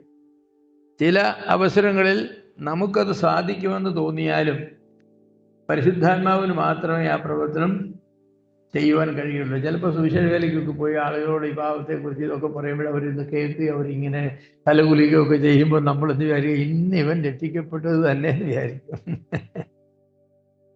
ഇച്ചിരി നേരം അങ്ങോട്ട് കഴിഞ്ഞ് അവർ ചോദിക്കുക, അപ്പൊ സാറിന്റെ മക്കൾ എത്ര ഉണ്ട്? വലിയ കാര്യമായി സുവിശേഷം പറഞ്ഞു വരുമ്പോ അപ്പൊ സാറിന്റെ മക്കൾ എത്ര പേരുണ്ട്? അപ്പൊ നമ്മൾ വിചാരിക്കും ഇത്രയും നേരം നമ്മൾ പറഞ്ഞുകൊണ്ടിരുന്നത് എന്താ? ഈ സമയം എല്ലാവരും ചിന്തിച്ചുകൊണ്ടിരുന്നത് എന്താ? പണ്ട് ഇങ്ങനെ ഒരു സുവിശേഷ പ്രസംഗത്തിന് പോയി ഒരമ്മച്ചി, അത് താല്പര്യം ആത്മീയ കാര്യങ്ങളിൽ സാഹിത്യം പ്രസംഗിക്കുന്നത്, സാഹിത്യം ഇംഗ്ലീഷിൽ പ്രസംഗിച്ചും ട്രാൻസ്ലേഷനും ഒക്കെ ഉണ്ട്. അപ്പൊ ഈ പ്രസംഗിച്ചുകൊണ്ടിരിക്കുന്ന സമയത്തെല്ലാം അമ്മച്ചിയുടെ മനസ്സിൽ കൂടെ പോയി, നീ വെളുവിളാന്ന് വെളുത്തതായിരിക്കുന്ന ഈ മനുഷ്യന് പിള്ളേരുണ്ടാവും എന്നുള്ളതാ. കാരണം അമ്മച്ചി നോക്കുമ്പോൾ പിള്ളേരുണ്ടാകുന്ന മനുഷ്യരെല്ലാം കറുത്ത മനുഷ്യരും ഒരുപാട് ബ്രൗൺ നിറമുള്ളതുമാണ്. ഈ വെളുവിളാന്നിരിക്കുന്ന മനുഷ്യൻ വലിയ പിള്ളേരുണ്ടാകും. അപ്പോ അത് കഴിഞ്ഞ് ചോദ്യം ചോദിക്കാൻ ആർക്കെങ്കിലും സംശയം ഉണ്ട് ചോദിക്കാമെന്ന് പറഞ്ഞപ്പം വല്യമ്മച്ചി മലയാളത്തിൽ ചോദിച്ചു, സായിപ്പേ പിള്ളേർ വല്ലതും ഉണ്ടായോ എന്ന് ചോദിച്ചു. പിള്ളേർ വല്ലതും ഉണ്ടായോ എന്ന് പറഞ്ഞ സായിപ്പ് വിചാരിച്ചു അമ്മച്ചറിയ ഇരിപ്പും അമ്മച്ചറിയ ഒരു താല്പര്യവും അമ്മച്ചറിയ നോട്ടവും സായിപ്പിന് ആകപ്പാടുള്ള നോട്ടവും എല്ലാം കണ്ടപ്പോ ഇന്ന് അമ്മച്ചി രക്ഷിക്കപ്പെടും എന്നാ വിചാരിച്ചു. പക്ഷെ അമ്മച്ചിയുടെ മനസ്സിൽ കൂടെ പോയി ഇന്നേ അതൊന്നും ആയിരുന്നില്ല. ചിലപ്പോൾ നമ്മളും അങ്ങനെ ചില വിശേഷം പ്രസംഗിച്ചാൽ ചില ആളുകൾ കാണിക്കുന്ന താല്പര്യമൊക്കെ കാണുമ്പോൾ നമുക്ക് തോന്നും ഇങ്ങനെയൊക്കെയാണ്. പക്ഷെ അത് കഴിഞ്ഞിട്ട് അവർ ചോദിക്കുന്നത് എന്താ? സാറിന് എന്താ ജോലി? സാറിന് ഭാര്യയും മക്കളും ഒക്കെ ഉണ്ടോ? പിള്ളേരൊക്കെ എവിടെ വരെ പഠിച്ചു? സാറിന്റെ വീട്ടിൽ വെള്ളമൊക്കെ ഉണ്ടോ? ഇങ്ങനെയൊക്കെ വെറുതെ ചോദിക്കുന്നത്. കൃഷിയുണ്ടോ? പച്ചക്കറിയൊക്കെ വീട്ടിൽ വളർത്തുമോ അതോ വാങ്ങിക്കാന്നല്ല? നമ്മള് പറഞ്ഞ സുവിശേഷവുമായിട്ടോ നിത്യതയുമായിട്ടോ യേശു ക്രിസ്തുവുമായിട്ടോ ബന്ധമുള്ള യാതൊരു കാര്യമാണ്. കാരണം പരിശുദ്ധാത്മാവ് അവന്റെ ഹൃദയത്തിൽ പ്രവർത്തിക്കുന്നില്ലായിരുന്നു എന്നുള്ളതിന് തെളിവാണ് അത്. നമ്മുടെ യുക്തി കൊണ്ട് അവനെ ബോധ്യപ്പെടുത്താമെന്ന് വിചാരിച്ചിട്ട് നമുക്കധികം അത് ചെയ്യാനായിട്ടൊട്ട് കഴിഞ്ഞുമില്ല. അപ്പോൾ ഇങ്ങനെയുള്ള ബോധ്യമരവ് പരിശുദ്ധാത്മാവിന് മാത്രമേ ചെയ്യാനായിട്ട് കഴിയൂ. ഈ പ്രവർത്തനത്തിൽ, പൊതുവായ പ്രവർത്തനത്തിൽ വ്രതന്മാരെന്നും അല്ലാത്തവരെന്നും ഉള്ള വ്യത്യാസം ഇല്ലെന്നാണ് വേദശാസ്ത്രികൾ പറയുന്നത്. ഈ പൊതുവായ പ്രവർത്തനത്തിൽ പ്രത്യേകമായ പ്രവർത്തനമുണ്ട്, അവിടെയാണ് വ്യത്യാസം വരുന്നത്. പൊതുവായ പ്രവർത്തനം ഇതൊന്നും വ്യത്യാസം വരുന്നില്ല. അറിയില്ല, അങ്ങനെ ചിന്തിക്കുന്നത് തെറ്റില്ല. കാരണം ഇതൊരു ബാഹ്യമായ വിളിയാണ്. അതെ, വിളിക്കപ്പെട്ടവർ അനേകരുണ്ടെങ്കിലും തിരഞ്ഞെടുക്കപ്പെട്ടവര് ഇവരൊക്കെ വന്നു എന്ന് പറഞ്ഞാൽ സുവിശേഷം 10,000 പ്രസംഗിച്ചു, തിരഞ്ഞെടുക്കപ്പെട്ട 10 പേര് രക്ഷിക്കപ്പെട്ടുള്ളൂ. ബാക്കി 99,990 പേര് അവർക്കും കോമൺ ആയിട്ട് വിളി. ധ്വാനിക്കുന്നവരും ഭാരം ചുമക്കുന്നവരുമായുള്ളവർ എൻ്റെ ഇടയ്ക്കിലേക്ക് വരും. കർത്താവ് പെരുന്നാളിൽ നിന്നുകൊണ്ടല്ലേ പറഞ്ഞത്, അധ്വാനിക്കുന്നവരും എത്ര പേര് കർത്താവിൻ്റെ അടുക്ക് വന്നു? പരീശന്മാർ വന്നു, ശാസ്ത്രിമാർ വന്നു, പുരോഹിതന്മാർ വന്നു. ആര് വന്നു? വളരെ കുറച്ച് ആളുകൾ മാത്രം, വളരെ കുറച്ച്. ഈ കോമൺ കോളിങ് എല്ലാവരും റെസ്പോണ്ട് ചെയ്യില്ല. സ്പെഷ്യൽ കോളിങ് വേറെ. അത് പിന്നെ അവൻ മുന്നറിഞ്ഞവരെ വിളിച്ചു, വിളിച്ചവരെ നീതീകരിച്ചു. അത് കമ്പൽസറി, അത് എഫക്റ്റീവാണ്. അവിടെയൊന്നും യാതൊരു സംശയവുമില്ല, ഒരു സംശയവുമില്ല. അപ്പോൾ ഈ പൊതുവായ വിളിയാണ് നമ്മളെ ഈ പറയുന്നതായിരിക്കുന്ന രക്ഷയുടെ പ്രവർത്തനത്തിൻ്റെ ആദ്യ ഭാഗം എന്ന് പറയുന്നത് അതാണ്. സ്പെഷ്യലായ വിളിയുണ്ട്, അവിടെ പാപബോധവും എല്ലാം അവിടെ വരുന്നതാണ്. അപ്പോൾ രണ്ടാമത് ഈ ഫലവത്തായ വിളിയെക്കുറിച്ചാണ്, എഫക്റ്റീവ് ഓർ എഫിക്കേഷ്യസ് കോൾ എന്ന് പറയും. അപ്പൊ ചില അവസരങ്ങളിലെ വിളി എന്നത് വ്രതന്മാർക്കും അല്ലാത്തവർക്കും പൊതുവായ വിളിയായിട്ട് പറഞ്ഞിട്ടുണ്ട്. മത്തായി 22:14 വിളിക്കപ്പെട്ടവർ അനേകർ, അത് പൊതുവായ വിളിയാണ്, പൊതുവായ വിളിയാണ്. തിരഞ്ഞെടുക്കപ്പെട്ടവരോ ചുരുക്കം. ചില സന്ദർഭങ്ങളിൽ ഈ പൊതുവായ വിളി മനുഷ്യരങ്ങ് അവഗണിക്കുന്നത് നമുക്ക് സങ്കടകരമായിരിക്കുന്ന നിലയിലാണ്. ചില ആളുകൾ എന്നാൽ അത് സ്വീകരിക്കും. അവർ സ്വീകരിക്കുന്നത് എന്താണെന്ന് പറഞ്ഞാൽ ഈ ഫലവത്തായ വിളി കിടക്കുന്നതുകൊണ്ട് അവർ സ്വീകരിക്കുന്നു, അല്ലെങ്കിൽ സ്വീകരിക്കും. 100 ആളുകളുടെ സുവിശേഷം പറയുന്നത് 2 പേരായിരിക്കും സുവിശേഷം സ്വീകരിക്കാനായിട്ട് എഴുന്നേൽക്കുന്നത്. അവരെ താരതമ്യേന വിദ്യാഭ്യാസം കുറഞ്ഞവരും മറ്റ് എല്ലാ നിലയിലും അവർ മറ്റുള്ളവരെക്കാൾ താഴെയുള്ളവരായിരിക്കും, ചിലപ്പോൾ മിടുക്കന്മാരുമായിരിക്കും. പക്ഷെ അവരെ ഇതിനോട് റെസ്പോണ്ട് ചെയ്യുമ്പോൾ, ഈ വിളിയോട് റെസ്പോണ്ട് ചെയ്യുമ്പോൾ, ഈ വിളിക്കപ്പെട്ടവർ അനേകം തിരഞ്ഞെടുക്കപ്പെട്ടവർ ചുരുക്കം. ഈ ഫലവത്തായ വിളി എന്ന് പറയുന്നത് തിരഞ്ഞെടുക്കപ്പെടുവാൻ തക്കവണ്ണം ഇടയാക്കുന്ന വിളിയാണ്. പറയില്ല, സുവിശേഷത്തിൻ്റെ പ്രസംഗിച്ച് പാപിയാണ് മനുഷ്യൻ, നീ പാപിയാണെന്ന് പറയുമ്പോൾ ചിലർ അവിടെ നിന്ന് പറയും, അതെന്നെ കുറിച്ചാണ് പറയുന്നത്, ഞാനാണ് ദൈവം, ഞാൻ പാപിയാണല്ലേ. യേശു ക്രിസ്തു പാപത്തിന് വേണ്ടി മരിച്ചു എന്ന് പറയുമ്പോൾ എൻ്റെ പാപത്തിന് വേണ്ടി യേശു ക്രിസ്തു മരിച്ചെന്ന് അവിടെ തന്നെ പറയും, എൻ്റെ പാപത്തിന് വേണ്ടി യേശു ക്രിസ്തു മരിച്ചു. അപ്പൊ നീ നിന്റെ പാപത്തെക്കുറിച്ച് അനുദപിച്ച് യേശുവിനെ സ്വീകരിച്ചാൽ, കർത്താവേ എൻ്റെ പാപങ്ങളെല്ലാം നീ എന്നോട് ക്ഷമിക്കണമേ, ഞാൻ ഒരുപാട് പാപം ചെയ്തിട്ടുണ്ട്, നിന്നെ ഞാൻ നിശ്ചിതമായി സ്വീകരിക്കുന്ന കർത്താവേ എന്ന് അവർ ഹൃദയത്തിൽ ഇങ്ങനെ പറയും. അനേകർ പറയില്ല, അവർ പറയും. അതാ പരിശുദ്ധാത്മാവിന്റെ പ്രത്യേകമായിരിക്കുന്ന പ്രവർത്തനത്തിന്റെ ഭാഗമായി ഉണ്ടാകുന്ന ഈ ഫലവത്തായ വിളിയാണ്. അത് മനോഹരമായിരിക്കുന്ന ഒരു കാര്യമാണ്. മനുഷ്യനത് മനിപ്പുലേറ്റ് ചെയ്യുകയൊക്കെ ചെയ്യാനായിട്ട് കഴിയും. അങ്ങനെ മനിപ്പുലേറ്റ് ചെയ്ത ആളുകളെ കൊണ്ട് മുന്നോട്ട് കൊണ്ടിരിക്കുകയും ഒക്കെ ചെയ്യാനായിട്ട് കഴിയും. ചില വലിയ ക്രൂസൈഡ് നടത്തുന്നതായിരിക്കുന്ന ആളുകൾ ഇങ്ങനെ ഒരുപാട് മനിപ്പുലേഷൻ എന്ന് പറഞ്ഞാൽ അറിയാമല്ലോ, എന്താ പറയുന്നത് മലയാളത്തില്, അവര് മനിപ്പുലേറ്റ് ചെയ്യുക എന്ന് പറഞ്ഞാൽ എന്താ, കൃത്രിമമായിട്ട് അവര് ആളുകളെ വശീകരിച്ച് കൊണ്ടുവരാനായിട്ട്. അപ്പോൾ ഈ ക്രൂസൈഡ് നടത്തുന്ന ആളുകൾ അവിടെ ഇരിപ്പുണ്ട്, എല്ലാ റോയിലും ഇരിപ്പുണ്ട് മുന്നിൽ. ഇടയ്ക്കിടയ്ക്ക് 3 റോ കഴിയുമ്പോൾ ഓരോരുത്തർ എഴുതിയേക്കും. കർത്താവ് രക്ഷിതാവായി സ്വീകരിക്കാൻ താല്പര്യമുള്ള മുന്നോട്ട് വരട്ടെന്ന് പറയുമ്പോൾ ഇവരാണ് ആദ്യം എഴുന്നേൽക്കുന്നത്. അപ്പൊ അടുത്തിരിക്കുന്നവരോട് പറയും. അപ്പൊ അവരും പോകും. ഇവൻ ഏജന്റാന്നുള്ള കാര്യം അറിയില്ല. അപ്പൊ അവരും പോകും. അങ്ങനെ ഇറങ്ങി ആളുകൾ ഇങ്ങനെ പോകും, ആയിരക്കണക്കിന് ആളുകൾ പോകും. അപ്പൊ അവർ പറയുന്നത് എന്താന്ന് ചോദിച്ചാൽ, ഒരു കാറ്റലിസ്റ്റ്, രാസപ്രവർത്തനത്തിനൊരു ത്വരകം ആവശ്യമാണ്. അപ്പൊ ഇവന്റെ ഒരു ത്വരകമാണ്. ഇവന്റെ ഹൃദയത്തിൽ പരിശുദ്ധാത്മാവ് പോടാ നീ നിനക്ക് വേണ്ടിയാ, ഇത് നിനക്ക് വേണ്ടിയാന്ന് പറയുന്നുണ്ട്. അപ്പൊ പക്ഷേ പറയുമ്പോൾ ഒരു തെള്ളൂടെ കൊടുത്താൽ അങ്ങ് പോകും, അതിന് തെള്ളാണ് ഇവര് എന്ന് പറയും. പക്ഷെ അങ്ങനെയുള്ള ക്രൂസൈഡിൽ രക്ഷിക്കപ്പെടുന്നവരെ കുറിച്ച് പറയുന്ന 5% പോലും നിലനിൽക്കുന്നില്ല.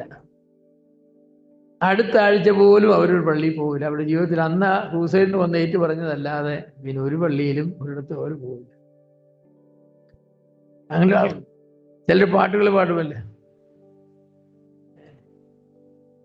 ഒരു ശീലൂടെ പാടാം. അവരുടെ ഈ പാട്ടുകൂടെ പാടുമ്പോൾ ഇപ്പോൾ അന്തരീക്ഷം അവർ സൃഷ്ടിക്കും. ഇങ്ങനെ ചെറിയ സ്മോളിൽ പാടി, അങ്ങനെ പിയാനോ ഓർഗനും ഒക്കെ അങ്ങനെ വായിച്ച് നമ്മൾ തന്നെ അങ്ങോട്ട് എഴുന്നേക്കാൻ തോന്നുന്ന വിധത്തില് ഇനിയും ആരുണ്ട്. അത് ഈ ചാൾസ് ഫിന്നി എന്ന് പറഞ്ഞതായിരിക്കുന്ന മനുഷ്യനായി തുടങ്ങിയെന്നാ പറയുന്നത്. അപ്പൊ അദ്ദേഹം അതിന് കൊടുത്ത ന്യായം എന്ന് പറഞ്ഞാൽ, പരിശുദ്ധാത്മാവിന്റെ നിർബന്ധം പോലെ തന്നെ എഫക്റ്റീവാണ് മനുഷ്യന്റെ നിർബന്ധവും. അതെ, പരിശുദ്ധാത്മാവിന്റെ നിർബന്ധവും നമ്മുടെ നിർബന്ധവും കൂടെ ചേരുമ്പോഴാണ് ഒരാത്മാവ് മുന്നോട്ട് വരുന്നതാണ് അദ്ദേഹം പറഞ്ഞത്. പിന്നെ നമ്മളത് ചെയ്യാമെന്നാ പറഞ്ഞത്. അപ്പോ ഫിന്നി ഒരു വലിയ ആളായിരുന്നുകൊണ്ട് പിന്നീട് കാലം മുതൽ ഈ ഓൾട്ടർ കോള് ഇങ്ങനെ കൊടുക്കും. ഒരു പാട്ടൂടെ പാടും, ഒരു ശീലൂടെ പാട്ട് പാടി, അങ്ങനെ 5-6 ശീല് പാടി ഇനി ആരുണ്ട് വരിക എന്ന് പറഞ്ഞ അങ്ങനെ ആളുകളെ കൊണ്ട്. ഫലവത്തായ വിളി എന്ന് പറഞ്ഞാൽ അതൊന്നുമല്ല. ഫലവത്തായ വിളി എന്ന് പറയുന്നത് പരിശുദ്ധാത്മാവ് നമ്മുടെ ഹൃദയത്തിൽ തരുന്നതായിരിക്കുന്ന ഭാവത്തിൽ നിന്നും നമുക്കുണ്ടാകുന്നതായിരിക്കുന്ന യേശുവിൻ്റെ അടുക്കിലേക്ക് ചെല്ലണമെന്നുള്ളതായിരിക്കുന്ന നിർബന്ധമാണ് ഫലവത്തായ വിളി, എഫിക്കേഷ്യസ് കോൾ എന്ന് പറയുന്നത്. അതെ, റോമാലേഖനം 8-ാം അധ്യായം വായിക്കുമ്പോൾ നമുക്കറിയാം ആ വിളി വൃതന്മാർക്ക് മാത്രമുള്ളതാണ്. കാരണം റോമാലേഖനം 8-ാം അധ്യായത്തിന് 29-ാമത്തെ വാക്യം എന്താ പറയുന്നത്? അപ്പൊ അതൊരു പാക്കേജാന്നാ പറയുന്നത്. മുൻ നിയമനം, വിളി, നീതീകരണം, തേജസ്കരണം എന്നൊക്കെ പറയുന്നൊരു പാക്കേജാണ്. അത് നമുക്ക് ബ്രേക്ക് ചെയ്യാനൊക്കെയില്ല. അപ്പൊ അതാണ് ഇഫക്റ്റീഷ്യസ് കോളിംഗ് എന്ന് പറഞ്ഞത്, ഫലവത്തായ വിളി എന്ന് പറഞ്ഞാൽ അതാണ്.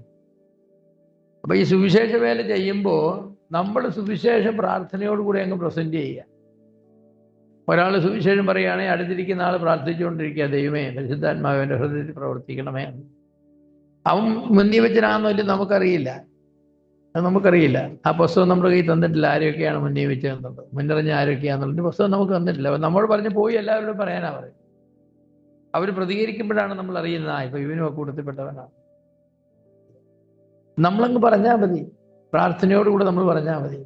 അവനെ എങ്ങനെയെങ്കിലും ബോധം വരുത്തി വാദം കൊണ്ട് കീഴ്പ്പെടുത്തി രക്ഷിക്കപ്പെടുത്താമെന്ന് നിങ്ങൾ വിചാരിക്കരുത്. അങ്ങനെ വിചാരിച്ചാൽ അവൻ രക്ഷിക്കപ്പെട്ടില്ലായിരിക്കില്ല. ഇല്ല, നമ്മളവനെ വാദം കൊണ്ട് കീഴ്പ്പെടുത്തിയാൽ അവൻ ഏത് വാദത്തിനാണോ കീഴ്പ്പെട്ടത് അതിന് എതിർവാദം അവൻ അധികം താമസിയാതെ കണ്ടെത്തും. അങ്ങനെ അതുകൊണ്ടാണല്ലോ ഈ വാദഗതികൾ നടക്കുന്ന എല്ലാ സംവാദങ്ങളും നടക്കുന്നിടത്ത് സംവാദത്തിലിടപെടുന്ന രണ്ടു കൂട്ടരും കൂടുതൽ ശക്തന്മാരായിട്ടാണ് തീർന്നത്. അവരുടെ സംവാദത്തിന്റെ പോയിന്റിൽ അവർ കൂടുതൽ ശക്തന്മാരായിട്ടാണ്. സംവാദത്തിന്റെ ഒടുവിൽ ഞങ്ങൾ അടിയറ വച്ചിരിക്കുന്നു, നിങ്ങൾ പറഞ്ഞ സത്യം സ്വീകരിച്ചിരിക്കുന്നു ആരെങ്കിലും പറയോ? ആരും പറയില്ല. അവരടുത്ത പ്രാവശ്യം എന്താണ്, നമ്മൾ ഉന്നയിച്ച എല്ലാ വാദത്തിനും എതിർന്യായമായിട്ടാണ് അവർ വരുന്നത്. എന്ന് പറഞ്ഞാൽ സംവാദം കൊണ്ടുണ്ടാകുന്ന ഒരേ ഒരു പ്രയോജനമെന്ന് പറഞ്ഞാൽ സംവാദിക്കുന്നവർ അവരുടെ പോയിന്റ് ഓഫ് വ്യൂവിൽ കൂടുതൽ ശക്തന്മാരാകുക എന്നുള്ളതാണ്. അതുകൊണ്ട് സംവാദിക്കരുതെന്നൊന്നുമല്ല ഞാൻ പറയുന്നത്, അങ്ങനെയൊന്നും അർത്ഥമാക്കരുത്. പക്ഷെ അതാണ് അതിൻ്റെ പ്രയോജനം എന്ന് പറയുന്നത്. പിന്നെ പ്രയോജനം ചെയ്യുന്ന ആർക്കാന്ന് വെച്ചാൽ ന്യൂട്രലായിട്ടുള്ള ചില ശ്രോതാക്കളുണ്ട്, ഈ സത്യം എന്താണെന്ന് അറിയാനായിട്ട് വരുന്ന ആളുകളെ. അവരതിങ്ങനെ കേട്ടുകൊണ്ടിരിക്കുമ്പോൾ അവർക്കൊരു ബോധം വരും ഇവർ പറയുന്ന സത്യമെന്ന്.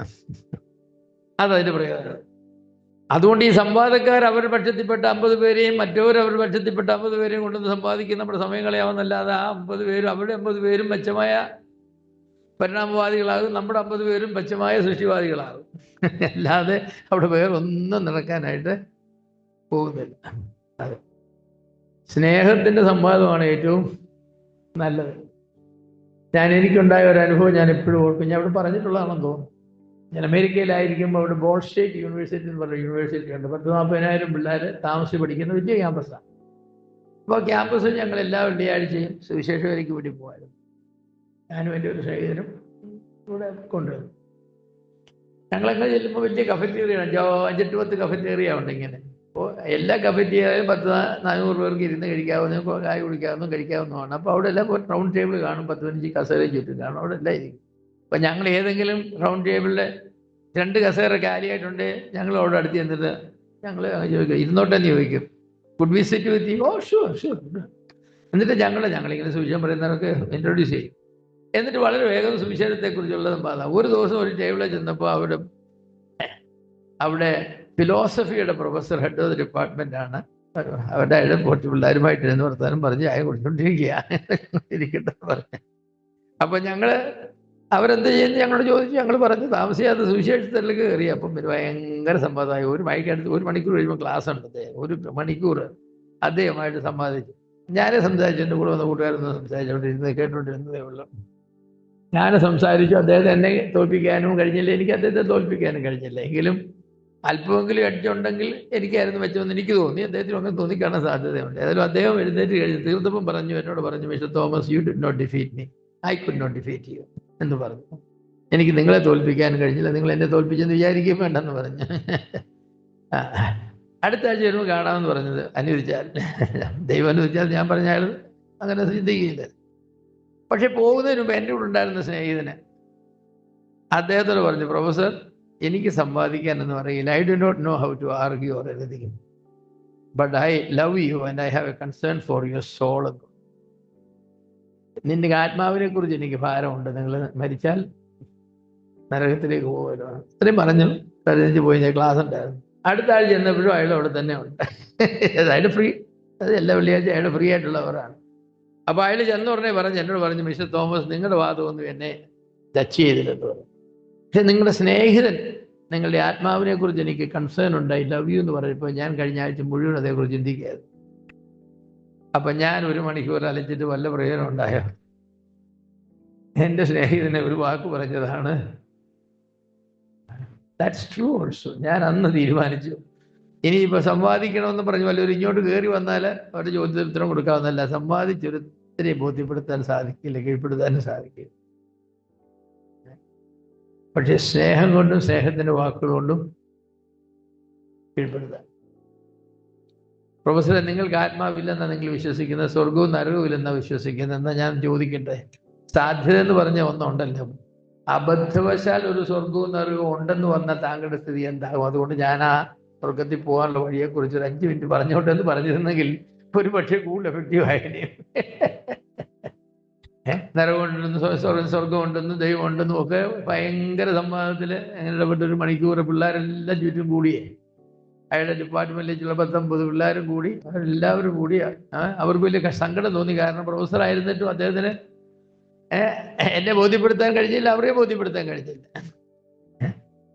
പക്ഷേ എൻ്റെ സ്നേഹിതൻ പറഞ്ഞതായിരിക്കുന്ന ഒറ്റ സെന്റൻസിന് അയാളുടെ ഒരു ആഴ്ച മുഴുവൻ തിങ്ക് ചെയ്യുന്നു പറഞ്ഞാൽ ദൈവത്തിലൊന്നും വിശ്വസിച്ചില്ല. പക്ഷേ ഞാൻ കഴിഞ്ഞ ആഴ്ച മുഴുവൻ അതേക്കുറിച്ച് ചിന്തിച്ച് നിങ്ങൾ പറഞ്ഞപ്പോൾ എൻ്റെ ആത്മാവിനെ കുറിച്ച് അദ്ദേഹത്തിന് കൺസേൺ ഉണ്ട്. I love you professor and I am concerned about your soul. അപ്പൊ പിന്നെ സോൾ ഉണ്ടോ എന്നുള്ള ചോദ്യവും ഒക്കെ അയാൾ ഇങ്ങനെ ചിന്തിക്കാനായിട്ട്. അപ്പൊ ഞാൻ പറഞ്ഞത് എന്താന്ന് വെച്ചാൽ, ഈ നമ്മൾ മനുഷ്യരെ ബോധ്യപ്പെടുത്താനായിട്ട് എത്ര ശ്രമിച്ചാലും ദൈവത്തിന്റെ ആത്മാവ് പ്രവർത്തിച്ചെങ്കിൽ മാത്രമേ അത് സഫലമാകൂ. അതുകൊണ്ട് ഒരുപാട് വാദിക്കാതെ കാര്യങ്ങൾ ലളിതമായിട്ട് അങ്ങ് പറയുക, ലളിതമായിട്ട് അങ്ങ് പറയുക, അതാണ് നല്ലത്. ചൂടേറിയ വാഗ്വാദങ്ങൾക്കൊന്നും അങ്ങനെ ഇടയാവില്ല. അതെ, പൗലോസ് ഒരുപാട് ചൂടേറിയ വാഗ്വാദങ്ങൾ നടത്തിയതായിരിക്കുന്ന രേഖകളുണ്ട്. ആ വാഗ്വാദം നടന്നതായിരിക്കുന്ന ഏതെങ്കിലും സ്ഥലത്ത് വല്ലതും ഉണ്ടായോ? പരീശന്മാരും സാധുക്യരും ഉള്ളതായിരിക്കുന്ന സ്ഥലത്ത് പുനരുത്ഥാനത്തെക്കുറിച്ചാണ് ഞാൻ വിസ്താരത്തിലായിരിക്കുന്നു പറഞ്ഞു ഭയങ്കര ബഹളവും വാദവും ഒക്കെ ഉണ്ടായി. എന്നിട്ട് എന്ത് ചെയ്തു? ഒന്നും ഉണ്ടായി. അപ്പോൾ ഈ ഫലവത്തായ വിളി പരിശുദ്ധാത്മാവിന്റെ വിളിയാണ്. ആ വിളി നമ്മൾ ഏറ്റെടുക്കാൻ ശ്രമിക്കാതിരിക്കുന്നതാണ് നല്ലത്.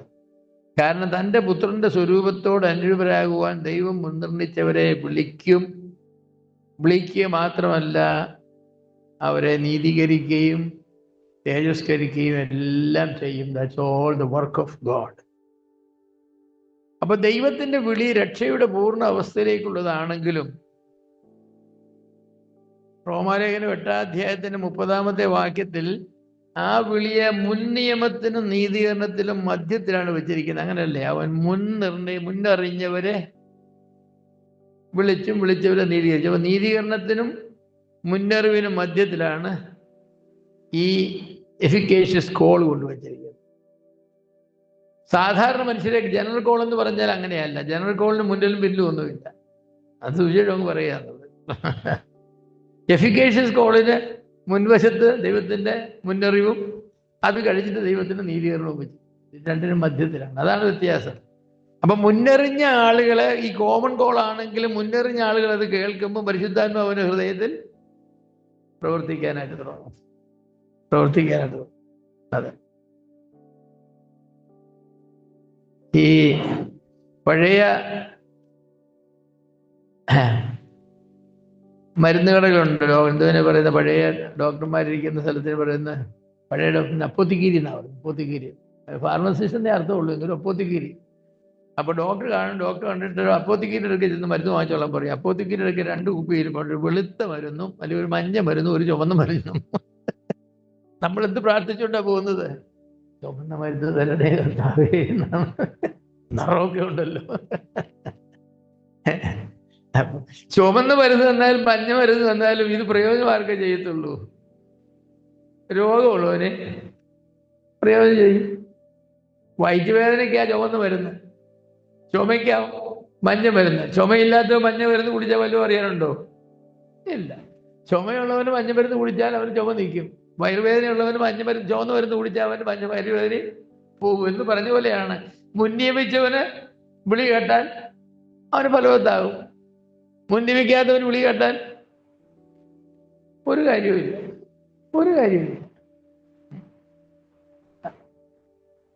ഞാൻ അതേക്കുറിച്ച് പറയുന്നത് പലപ്പോഴും ചിന്തിക്കാറുള്ളത്, ഈ ശൗര്യപാലായിരുന്നു 3-4 വയസ്സായപ്പം മറുപടി മാറിയ ശേഷം എലിടൊക്കെ കൊണ്ട് കൊടുത്തു. ദൈവം അവന് പ്രത്യക്ഷനാകുമ്പോൾ എത്ര വയസ്സുണ്ടെന്നോട് പറയുന്നത്, പ്രായമൊന്നും. ഏതായാലും രാത്രി വന്ന് ശൗര്യ എന്ന് വിളിച്ചു. എഴുന്നേറ്റ് എലിടൊക്കെ ചെല്ലിനെ വിളിച്ചോന്ന് ചോദിക്കും. വിളിച്ചില്ലല്ലോ, മോനെ പോയി കിടന്നുറങ്ങിക്കോളാൻ പറയും. കുറച്ച് കഴിഞ്ഞപ്പോൾ പിന്നെയും വിളിക്കും. ഞാൻ നിന്നെ വിളിച്ചാലെന്ന് ചോദിക്കും. എല്ലാവരും പോയി കിടന്നുറങ്ങിക്കോളാൻ പറയും. പിന്നെയും വിളിച്ചപ്പോൾ പറയും, ഇനിയും വിളിക്കാന്ന് യഹോവ അരുളി ചെയ്യണമേ, അടിയനും കേൾക്കുന്നു എന്ന് പറയണം. ആ വിളി കൊണ്ട് എനിക്ക് വല്ല പ്രയോജനം ഉണ്ടായോ?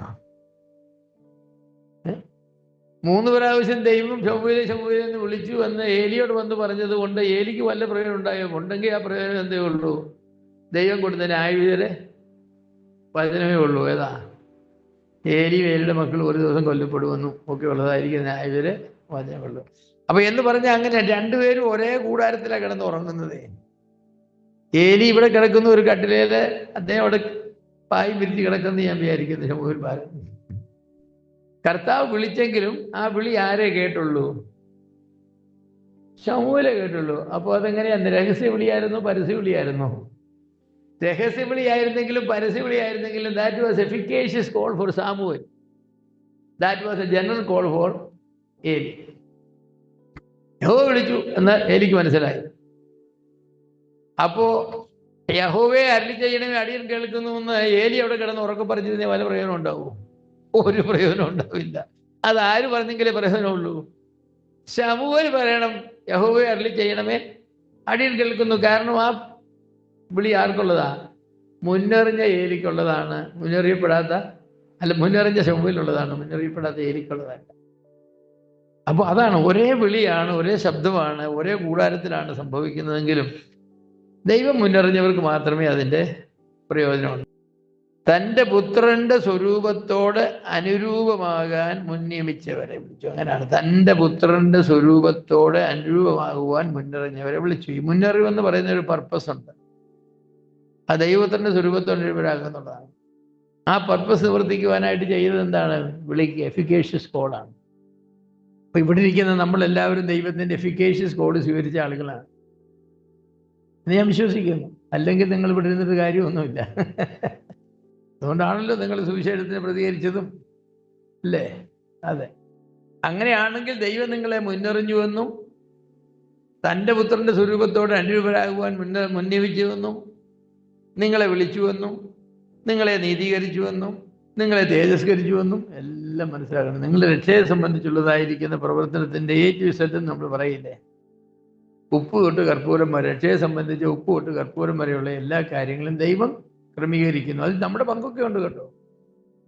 നമ്മുടെ പങ്കുണ്ട്, നമ്മുടെ പങ്കില്ല. നമ്മുടെ പങ്ക് ദൈവം നമുക്ക് വേണ്ടി വിശ്വസിക്കത്തില്ല, നാം തന്നെ വിശ്വസിച്ചെങ്കിലേ ഉള്ളൂ. ദൈവം വിശ്വസിച്ച ഒരു ഭാവി ഇത് രക്ഷിക്കപ്പെട്ടിട്ടില്ല. കാരണം വിശ്വസിക്കാൻ പറ്റുന്ന നമ്മോടാണ്, അത് നാം തന്നെ ചെയ്തെങ്കിലേ ഉള്ളൂ.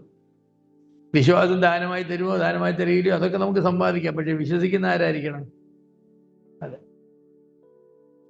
ഉടുപ്പെടുത്തിട്ടെങ്കിലേ നമുക്ക് കല്യാണത്തിന് പോകാനൊക്കെ. ആ ഉടുപ്പ് അപ്പം തന്നതാണോ അതോ നമ്മൾ തന്നെ കാശ് കൊടുത്ത് അയപ്പിച്ചാന്ന് വേറൊരു വിഷയം. പക്ഷെ ഉടുപ്പിട്ടെങ്കിലേ കല്യാണത്തിന് പോകാനൊക്കെ. കല്യാണ വസ്ത്രം ധരിക്കാതെ അങ്ങോട്ട് കയറി ചെല്ലാനൊക്കെ ഇല്ല എന്ന് പറഞ്ഞതുപോലെയാണ്. വിശ്വാസമില്ലാതെ ആർക്കും ഇതൊന്നും സാധിക്കില്ല. അപ്പോൾ വിശ്വാസം ഇതിനെല്ലാം ആധാരമായിരിക്കുന്ന കാര്യമാണ്. അപ്പോൾ ഈ എഫിക്കേഷ്യസ് കോളിങ്ങിലൊക്കെ വിശ്വാസത്തിനുള്ള പ്രാധാന്യം എന്താണ് എന്ന് നമുക്ക് അടുത്ത ആഴ്ച കർത്താവ് അനുവദിച്ചാൽ നമുക്ക് പറയാം.